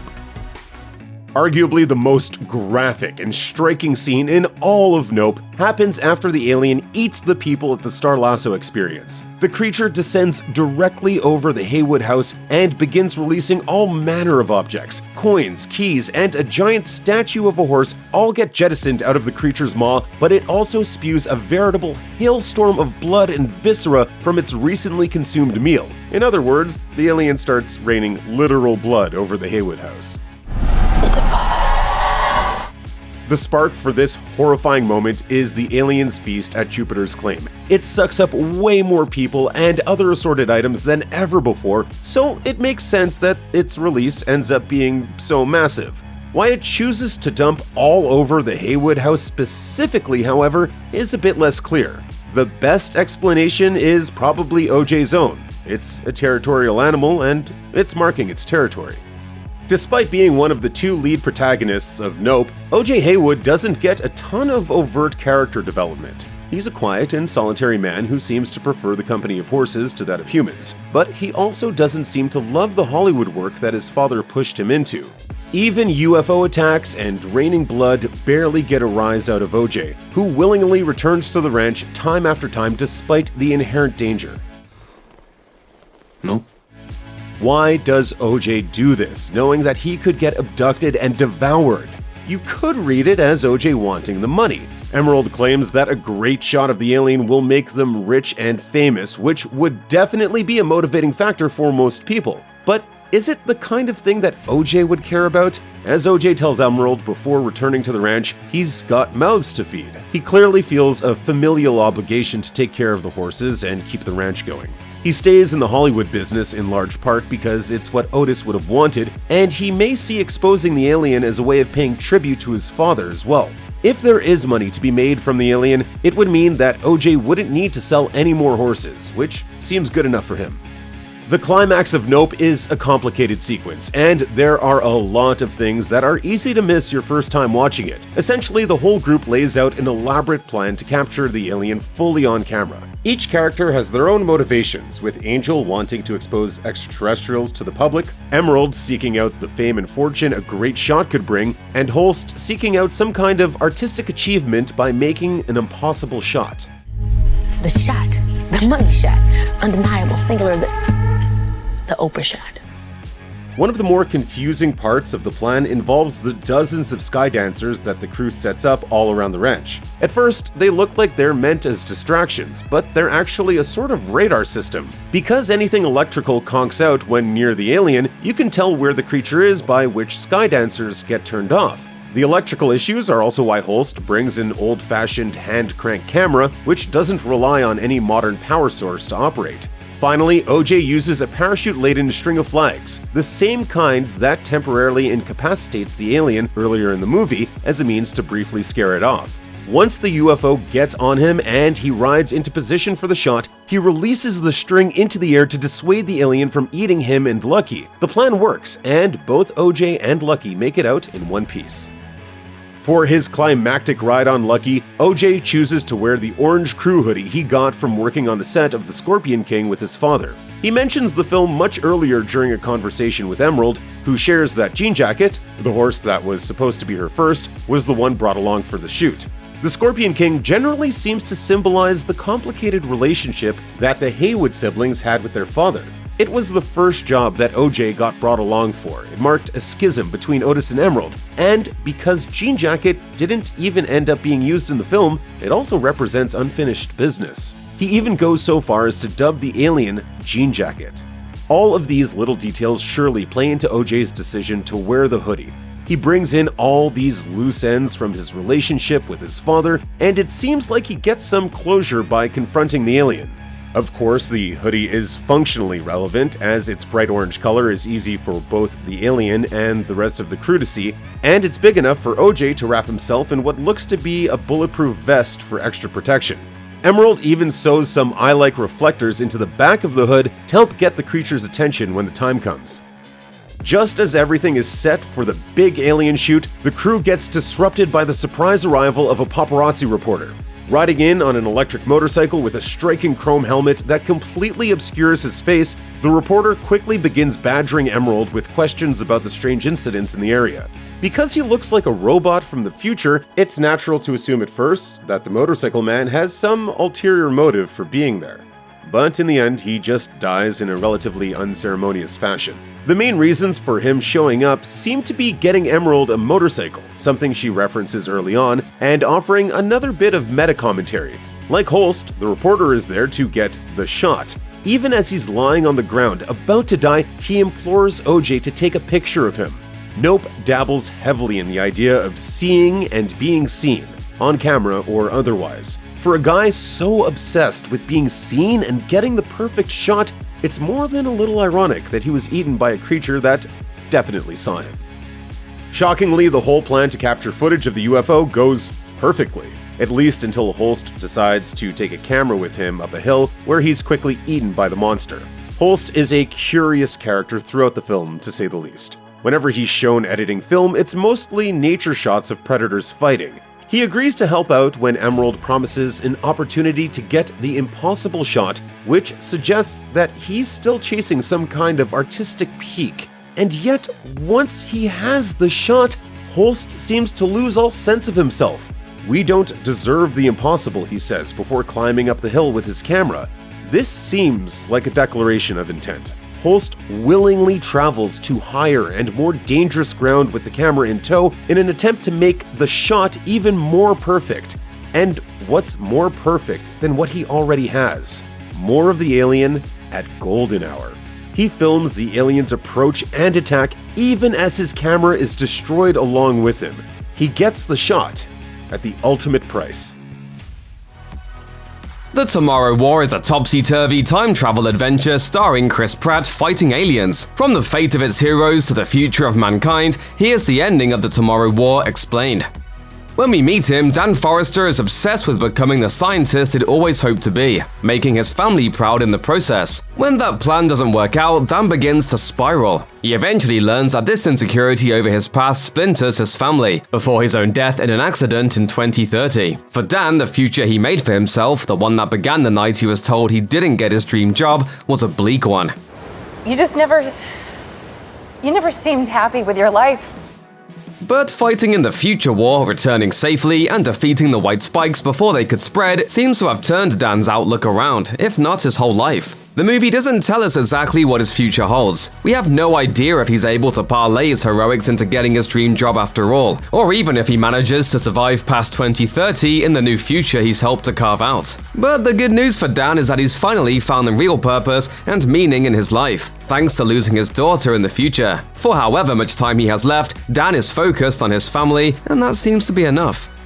Though he jumps into the future and then back into the present, Dan Forrester's Tomorrow War story is actually fairly straightforward. The same cannot be said for his daughter Miori Forrester, who grows up to become a respected and tireless military research scientist and ends up working with her dad in an effort to save the world. We follow Dan for the whole film, but we see Miori in fragments, and her ultimate fate in the film means her future is rather complicated. We know that during her childhood, Miori was very interested in science, so it makes sense that she grew into a key researcher in the fight for humanity's future. But by the end of the Tomorrow War, future Miori isn't just dead. The future she was a part of has been changed by her father's heroism. The last time we see her in the film, it's as a child, still full of hope and promise. As with Dan, we don't know if Miori's future still holds these things. The film doesn't tell us what she grows up to be after the future war is wiped away. The Tomorrow War ends with a future everyone has accepted being wiped away, leaving plenty of unanswered questions for our heroes and for the world at large. Many of these unanswered questions are positive things, leaving open endless possibilities now that humanity is no longer going to be wiped out in 30 years by an alien horde. But one question might linger over at least one character like a terrifying eventuality. When he meets the future version of his daughter, Dan learns that he and his wife Emmy eventually divorce, in part because of his own personal insecurities throughout the 2020s. When he arrives back in the present, recommitted to his family, Dan seems resolved to keep that from happening by being a devoted father and husband. But can he ever really know that he'll prevent it? What if he and Emmy are just destined to have a finite marriage? What if some other disappointment comes along to make him spiral again? Dan can work as hard at being a husband and father as he wants, but some things might be inevitable. Or not. Early in the Tomorrow War, we see Emmy Forrester using her own skills and expertise to help in the war effort, serving as a trauma counselor for veterans who have returned from their 7-day tour of duty in the future. Though they survived their fight with the white spikes, many of these people are missing limbs, and the psychological damage runs even deeper. It's a major mental health crisis amid the larger crisis of the battle for the future. By the end of the film, the fight for the future is seemingly over, but that doesn't change the experiences of the veterans who made it back to their present. The battle is over, and for those in the future, it never even happened. But for the soldiers who survived, the scars will remain forever. In a world eager to move on from crisis, will those veterans be taken care of? Hopefully, people like Emmy will keep fighting for them because their wounds didn't vanish when the white spikes did. Early on in the Tomorrow War, as the human race of the present is just learning to comprehend the future threat and the time travel system that warned them about it, Dan and his new friend Charlie make a discovery. All the soldiers who have been sent back to train them for future battles are quite young. So young that they haven't been born yet when the film kicks off, presumably to avoid some kind of paradox in which they run into their past selves. It's the same reason why soldiers from the present who are sent to the future are all people who will be dead by 2051. It just keeps things easier. Why don't we just jump back to earlier in the war? The jump link doesn't work that way. This system makes sense, but as the film ends, it leaves a few lingering questions, particularly since the time travel mechanism in the future is destroyed. What happens to those future soldiers? Since the future has presumably been changed by destroying the white spikes, it's possible they were never born at all. So do they just vanish? It's one of the most fascinating wrinkles in the film's world building.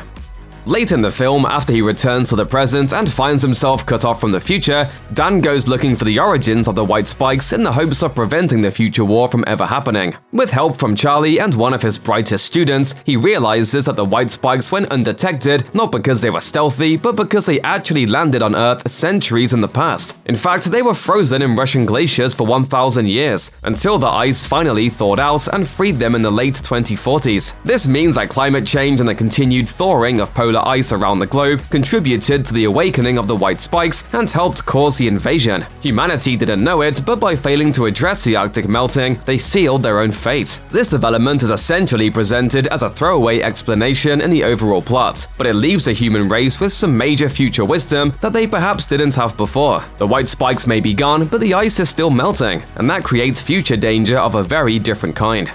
Word of the future war arrives quickly without warning, and with a lot of catching up to do on the part of humanity in the present day. One day, everyone's enjoying a soccer match, and the next, the whole world has to prepare for a war 30 years in the future. In the universe of the Tomorrow War, we learn that once proof of the future threat is established, the world's governments leap into action. Countries band together, uniting against a common enemy on a scale never before seen in human history, and institute a global draft to ensure there are enough soldiers to battle the white spikes. It's a massive effort, but what happens when the future war ends? As the film closes, the human race is celebrating the end of the white spike threat, but they're also facing other issues. The present has endured massive loss of life from the war, and there's also the ongoing collective trauma of the survivors. Families are shattered, incomes lost, entire communities ravaged. It's a good time for the world to remain united even though the larger threat is gone. The question is, will they? The white spikes, the menacing aliens that dominate the Tomorrow War, are set up as seemingly perfect predators. They're heavily armored, fast, strong, and they even have offensive weapons in the forms of the spikes they shoot from their limbs. They spread across continents in a matter of months, overrunning the world through a combination of aggression and a strong reproductive cycle. They do all this after sitting in stasis under ice for a millennium, and just one small colony manages to reproduce and conquer an entire planet. So even though that colony has been wiped out, the governments of the world have to be wondering, Where did the white spikes come from, and how do we stop them from trying to take over the planet again? Are they on other planets in our solar system? Is there a chance we could encounter them again? Could more colonies still be in stasis somewhere in the world? There are a lot of lingering questions about these fierce predators, and the world needs answers. When Dad and his team arrive at the White Spikes crash site near the end of the film, they discover a crashed spaceship. But it doesn't belong to the Spikes. No, those fierce aliens were actually cargo. The ship itself was piloted by a pair of more humanoid-looking aliens who have since died, but they were very clearly in charge of the ship. Sadly, because they have to blow the whole vessel up to stop the White Spikes, Dan and company don't get to preserve these alien bodies. But their very existence poses a number of questions. How did they crash 1,000 years ago? Was Earth their target, or did they end up here accidentally? Were they using the White Spikes as weapons, or were they for something else? Are there more of them out there already on the way to our planet? Whatever they are, more than one alien species poses a potential threat by the end of the Tomorrow War, and they might just be biding their time.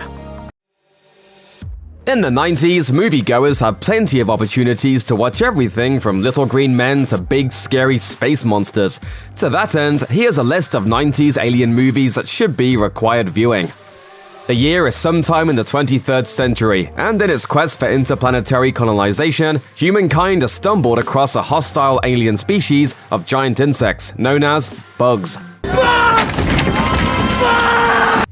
When it's reported that the bugs have destroyed Buenos Aires with an asteroid, killing millions in the process, a bunch of sexy young people enlist in the military to go kick some anthropod butt. Awesome action, lessons in leadership, and more than one topless scene ensue. This is the plot of 1997's Starship Troopers, directed by the legendary filmmaker Paul Verhoeven, who graced us with such genre gems as Basic Instinct, Showgirls, and of course, RoboCop. The movie gives us as much as you're willing to get out of it. If you're looking for a B-movie filled with hot actors hooking up and fighting aliens in spectacular battles, you'll get it by the truck.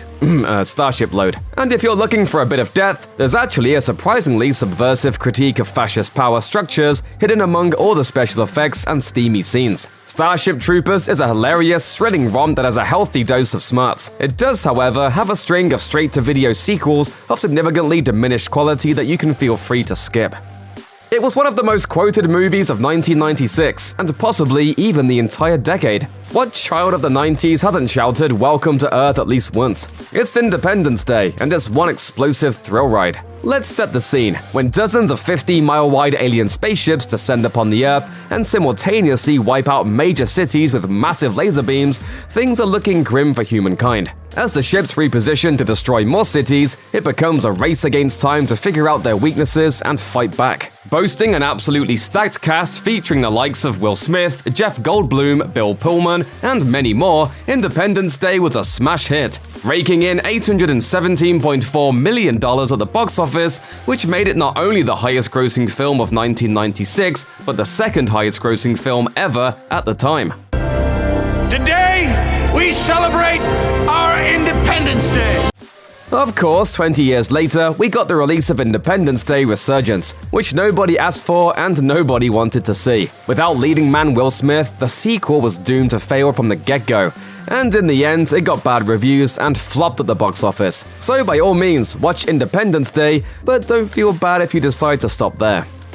In 1979, Alien set the standard for modern sci-fi movies and catapulted lead Sigourney Weaver to superstardom. In 1986, Aliens upped the ante by expanding the woman versus mysterious alien premise to people versus tons of aliens plus loads of guns, with thrilling results. Then in 1992, Alien 3 confounded its filmmakers and audiences alike by throwing way too many cooks into the kitchen, resulting in a movie that, at the time, was panned for its questionable script, disjointed pacing, and storytelling, and general lack of excitement. Don't be afraid. I'm part of the family. All of that being said, retrospective reappraisals have found much to appreciate in Alien 3, largely because the extended cut that came out some years later proved that the movie director David Fincher wanted to make was much better than anyone understood at the time. Narratively speaking, Alien 3 was pretty straightforward. Weaver's character Ripley crashes on a remote prison planet where it turns out that her escape pod has a stowaway xenomorph egg inside. Said egg impregnates a dog, resulting in a neat canine-alien hybrid that forces the prisoners to band together and fight for their lives. Pretty cool, right? Unfortunately, the movie was plagued by production problems, cycling through screenwriters, cinematographers, and directors like a game of musical chairs. When now-renowned director David Fincher finally got a hold of it, he did everything he could to right the course. Behind-the-scenes meddling, however, took its toll. But Alien 3 turns out to be an interesting tonal shift for the series, taking on an almost gothic feel, and many of the plot choices are genuinely daring. The fact that it introduced the world to the great David Fincher is in itself reason enough to put it on your list. After arriving on Earth, the first order of business for our alien visitors is to vaporize the US Congress before attempting to take over the entire planet. This might sound like the plot of a horror movie, but Mars Attacks is anything but scary. In fact, it's an outright ridiculous romp.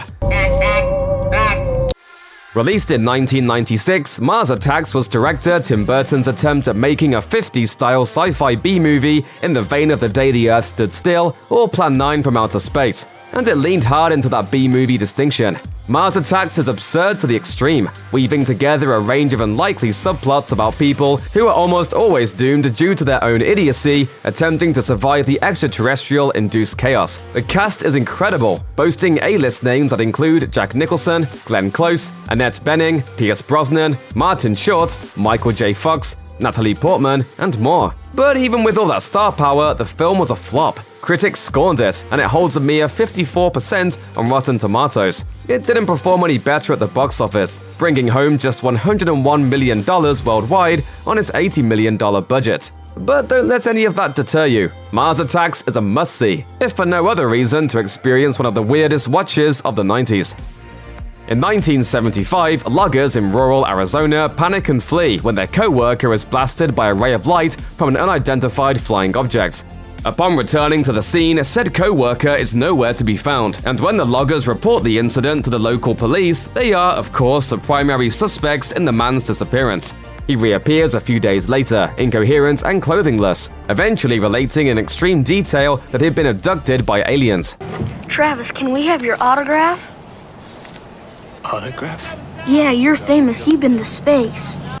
This was the story of the infamous Walton incident, which alleged abductee Travis Walton detailed in a book that, in 1993, was made into the film Fire in the Sky. In a decade full of alien and sci-fi blockbusters, Fire in the Sky was a relatively small movie with its $15 million budget, and it was nothing short of a box office flop, bringing in just $19.8 million worldwide. Reviews at the time were mixed, and today it has a mere 42% on Rotten Tomatoes. So what about Fire in the Sky makes it so necessary to watch if it's so completely underperformed? It's simple, the intense alien abduction flashback. After the abductee returns and recovers his senses, he relates in extreme detail his experience on the alien examination table as his captors perform various experiments. While the rest of the movie is admittedly a bit lukewarm, it's definitely worth it to check out this one squirm-worthy scene. It's a sleek, silly, over-the-top sci-fi romp that inspired orange-haired revealing Halloween costumes for decades to come. It won awards at both the prestigious Cannes Film Festival and the Golden Raspberry Awards. Its creator, Luc Besson, began writing it when he was just 16 years old, and it opened as the #1 movie in the US more than 20 years later. It's The Fifth Element, and there's no other movie quite like it. Set some 200 years in the future, The Fifth Element tells the story of Corbin Dallas, an ex-soldier and down-on-his-luck flying taxi driver who's thrust into adventure when a young, mysterious woman named Lilu literally falls into his life. Dallas comes to learn that Lilu is the key to stopping an evil force that threatens to destroy Earth, and they set off on a ridiculous quest to save the planet. And we're not exaggerating when we use the word ridiculous. On one hand, The Fifth Element is an exciting space thriller, but on the other, it's a slapstick comedy a la The Three Stooges. Gary Oldman plays one of the most purposely laughable villains in movie history, and Chris Tucker takes absurdity to new heights as the shrieking, flamboyantly wisecracking intergalactic talk show host Ruby Rhod. This boy is fused like fire. So start melting, ladies, because the boy is hotter than hot. He's hot, hot, hot. As the director explained himself, it's not a, quote, big theme movie. Instead, the point is more or less to offer adventure for the sake of adventure, with plenty of jokes on top. The Fifth Element delivers, which is why it still has a devoted fanbase more than 20 years after its release. No matter what decade it happens to be, the buddy cop concept generally turns out to be a winner. You know the formula: a pair of mismatched lawmen get paired up, one of whom is the straight-laced square and the other is the quirky risk-taker. Along the way, they learn to appreciate one another while saving the day. In 1997, Men in Black took this recipe and spiced it up by turning the cops into a duo of secret government agents and by pitting them against, you guessed it, aliens. You sold a reverberating carbonizer with mutate capacity to an unlicensed cephalopoid. Jeeves, you piece of... He looked all right to me. It starred Tommy Lee Jones as the straight man and Will Smith as the loose cannon, and the results couldn't have been more perfect. The premise was pretty simple. New to the Men in Black secret agency, Smith is partnered up with Jones, and the pair are tasked with finding a mysterious device called the Galaxy before it falls into the wrong alien hands, or tentacles, or whatever. The adventure that ensues is as hilarious as it is thrilling. Men in Black was a massive success, earning universally positive reviews and raking in the bucks at the box office. This success resulted in a sequel that was panned by critics as the first installment was praised. And while the third attempt was an improvement on the sequel, the fourth go-round was just plain bad. All three of the sequels were released in the 2000s and 2010s though, so maybe Men in Black was a 90s only sort of thing. What happens when the fans of your science fiction TV series take it too seriously? While this is an issue that many a Star Trek alumnus has had to grapple with, it's unlikely that William Shatner or Leonard Nimoy ever had to deal with extraterrestrial obsession. But that's exactly what happens to the crew of the Protector in 1999's Galaxy Quest. You guys came. Who wants the grand tour? When the washed-up cast from a once popular sci-fi show is mistaken for the real deal by an alien species that confused television for reality, the actors are plucked from their lives and taken aboard an actual spaceship. Their outer space audience has amicably abducted them, hoping for their help in fighting off a terrifying foe, and soon the cast is embroiled in an authentic intergalactic adventure. While Galaxy Quest parodies sci-fi series like Star Trek, it was widely acclaimed by Trekkies and non-Trekkies alike. In addition to lead star Tim Allen, the cast was stacked with talent like Sigourney Weaver, Alan Rickman, Sam Rockwell, Daryl Mitchell, and Tony Shalhoub. Simultaneously smart, hilarious, and exciting, it was a critical and box office success. And so embraced was it by Star Trek aficionados that they voted it the 7th best Star Trek movie of all time. No one likes high school, but for the kids and the faculty, high school truly is a killer.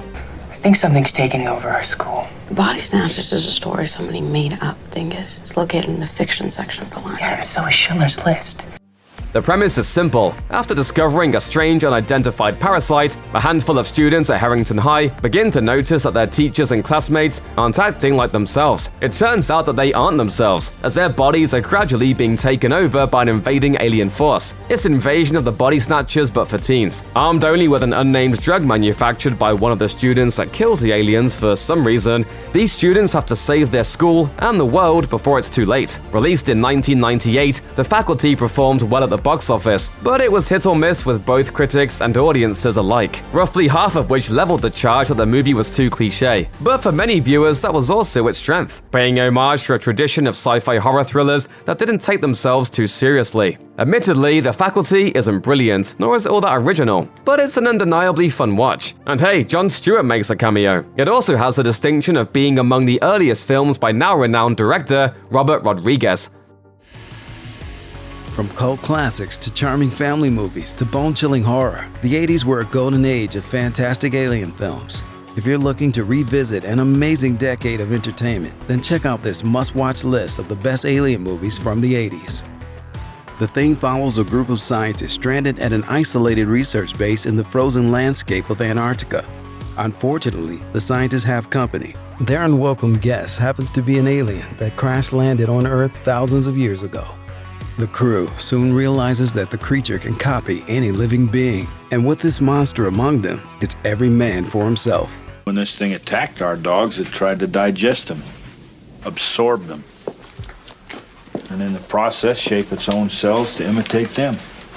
Their own paranoia might be their downfall if the alien doesn't get them first. That's what makes watching The Thing so terrifying. Whether it's running from the alien or fighting amongst themselves, the tension between the crew members and their sense of unease never let up. After watching the harrowing final scenes of the movie, you might just catch yourself looking over your shoulder, wondering who you can really trust. The thought of descending into the deepest parts of the ocean is frightening enough, but what if you encountered an alien spaceship waiting for you at the bottom? This is the terrifying concept that director James Cameron explores in his science fiction film, The Abyss. When a crew of investigators is sent to salvage the sunken American submarine and discover what happened, a member of the team spots something unusual. What starts as a strange light moving around the ocean floor leads to the realization that these explorers are surrounded by an entity beyond their understanding. As the mystery unravels, the crew doesn't know whether or not this otherworldly being could pose a threat. This uncertainty and the difficulty of their mission risks turning members of the team against each other, which could result in disaster miles below the ocean's surface. The plot of The Abyss draws you in, but the special effects really make this film stand out. James Cameron was a pioneer when it came to experimenting with computer-generated special effects. Although some scenes may look a bit dated now, the film was groundbreaking on a technical level. The stunning, surreal visuals of the deep will stay with you long after the final scenes. Aliens begins with Ripley waking up from stasis 57 years after the events of Alien. When questioned about the events leading up to her long sleep, her employers are in disbelief when she tells them what happened to her and the deadly xenomorphs she had to face. Well, too bad. There's a strange planet that's suddenly gone dark, and they want her to lead a team to investigate.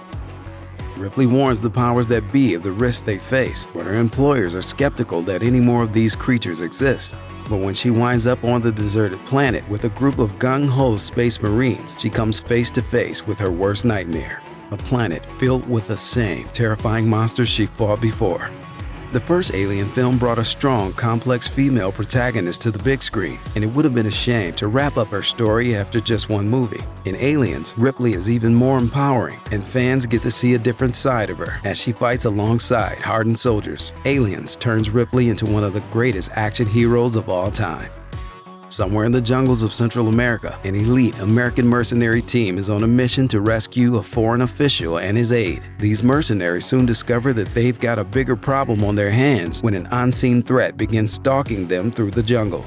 They're being hunted, and this predator's ability to track its prey with thermal imaging and the cloak itself completely leaves them nowhere to hide. It will take everything they have to survive their battle with an enemy unlike anything they've encountered before. Predator is a brilliant combination of both slasher and action genres, and it was pretty horrific for the actors as well. From being bitten by red ants to passing out due to heat, the cast endured extreme conditions during filming, and it shows the intensity of their performances. When a random drifter, credited only as Nada, arrives in Los Angeles, it feels like something strange is in the air. On Nada's second night in the city, a hacker takes control of the television stations. They are safe as long as they are not discovered. That is their primary method of survival. Keep us asleep, keep us selfish, keep us sedated. Nada happens upon the meeting of an underground group connected to the hacker, and he snags a pair of special glasses from their stash.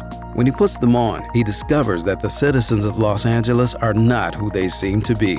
They Live will prompt you to think critically about the systems that shape our lives and reflect on how we're influenced to make choices by factors beyond our control. The film has plenty of action too. A 6-minute-long fight scene between Nada and his skeptical buddy Frank is often cited as one of the best in cinema. In 1977, the space probe Voyager 2 carried a golden record into space, with messages proclaiming that human beings are a peaceful species and welcome visitors to Earth. In John Carpenter's film Starman, an alien ship intercepts the probe, and the crew decides to take humanity up on its offer. Naturally, their arrival doesn't go as planned, and the ship is shot down by the military. The sole survivor of the crash clones the body of a recently deceased man so he can blend in with this strange planet he's become stranded on. The Starman takes on the dead man's name, Scott, and connects with his widow, Jenny, who was initially terrified of the alien and his strange powers. However, Jenny eventually realizes that Scott has no ill intent and begins to fall for him. Together, they set off on a cross-country adventure to help the Starman return to his home planet. The idea of an on-screen alien romance could have come across as gimmicky or cringe-inducing, but Carpenter handles this narrative with sensitivity. Scott and Jenny form a genuine bond, and you end up rooting for them to stay together somehow, even though these star-crossed lovers are from two completely different worlds. Alex Rogan lives with his family in a small trailer park, and after being rejected for a scholarship, feels like his life is destined to go nowhere. There isn't too much to do in this small town, so he spends most of his time playing the arcade game Starfighter. Alex becomes an expert and eventually sets the all-time high score. That's when his life starts to get interesting. He's approached by a man named Centauri, the creator of the game. Centauri offers Alex a prize for his victory, a ride in his incredible car. Alex accepts without realizing that he's just agreed to a real intergalactic battle with stakes much higher than the video game. Centauri's car is actually a spaceship, and Alex is about to embark on an adventure of a lifetime. What makes The Last Starfighter stand out among its 80s peers? Alex is an everyman, so it's easy to imagine yourself embarking on a cosmic adventure with him. Plus the addition of some very interesting alien designs and a sense of 80s earnestness, The Last Starfighter is a fun film for science fiction fans of all ages. If you're in the mood for a flick that will make you laugh with its absurdity, Killer Clowns from Outer Space is the perfect choice for movie night. The premise is pretty simple. A group of aliens that look suspiciously like clowns land on Earth and decide to kill as many humans as possible. Everything about Killer Clowns from Outer Space is absurd. Their spaceship looks like a circus tent, and they kill their victims in the most bizarre ways. The alien clowns' weapons are as weird as their motivations. They use evil shadow puppets, deadly pies, popcorn guns, and even some truly terrifying cotton candy to unleash terror on their unsuspecting victims. Nothing about the movie should make sense, but somehow the combination of macabre circus entertainers and science fiction creates a hilarious piece of cinema that's hard to look away from. Killer Clowns from Outer Space was directed by the Kyoto brothers. And while this low-budget B-movie masterpiece was the only thing they had ever directed, they definitely created something truly memorable for the cheesy movie fan in all of us. Ben Crandall tends to fall asleep after watching science fiction movies at night. Whenever Ben dreams, he sees himself soaring above the clouds. His flight is somehow made possible by a large circuit board below him. Ben sketches diagrams of the circuit board from his dreams and shows them to his friend, Wolfgang Muller. Wolfgang happens to be a child prodigy, and if anyone can help Ben bring his visions to life, it's Wolfgang. I tied into my father's computer on the modem and filled in some details on your drawing. It's mostly guesswork. As the boys slowly figure out how to put together a spaceship that just might launch them into orbit, the authorities catch them, but Ben and Wolfgang refuse to give up their quest to explore the stars. Since this list is about alien movies, we suspect you figured out that Ben and his friends succeed in meeting a few strange creatures. Explorers is a cult classic that found its audience after it left theaters with its unique coming-of-age tale and stellar performances of its young stars. When a quiet, law-abiding citizen robs a bank and murders every security guard inside, Detective Thomas Beck is assigned the case. However, the Los Angeles cop finds he has company when FBI agent Lloyd Gallagher shows up on the scene. Together, the two have to figure out what's causing otherwise normal people to become rampaging maniacs. Unfortunately for the bank robber, he's become host to an evil alien presence, and once discovered, this parasitic life form starts body hopping, killing anyone who gets in its way. The hidden can't be defined by one genre. Whether you're interested in sci-fi, horror, or action, you'll be drawn in by this film's odd twists and turns. Just when you think you know what's about to happen next, the hidden turns your expectations upside down. In Ron Howard's classic sci-fi movie Cocoon, we learn about a group of aliens called the Antarians that lived on Atlantis. When the Lost Kingdom sank, most of the Antarians went back to their home planet. However, they left behind 20 cocoons at the bottom of the ocean. Now the Antarians have come back to collect the cocoons, and for temporary storage, they rent a home with a pool and charge the water with their life force. When a couple of elderly residents from a nearby retirement home sneak in for a swim, they realize that all of their aches and pains have faded away. They feel young again and rejuvenated, and their newfound knowledge leads to a life-changing decision. Within the sci-fi genre, Cocoon is a true original. Every aspect of the film seems to break the mold for stories about aliens. Even the fact that it's centered around the lives of senior citizens with aspirations of life after retirement is unique. The Antarians may be the center of the movie, but Cocoon is a human story at heart. E.T., the Extraterrestrial, is a beloved family film, and watching it today will make anyone who grew up in the 80s feel nostalgia for their childhood. It's considered one of Steven Spielberg's best movies. It often shows up on lists of the greatest films ever made. The movie opens with a small group of aliens exploring a California forest when a team of government agents startles the explorers. The aliens flee, In their haste, they leave one of their own behind. Not long after, a young boy named Elliot finds the frightened castaway hiding in his tool shed. Elliot gains the trust of the extraterrestrial, and with the help of his siblings, they keep their friend a secret. Although E.T. is curious about life on Earth, he misses his home planet and longs to rejoin his people. Can the kids help him get home before it's too late? Or will their secret be exposed before they can fulfill E.T.'s wish?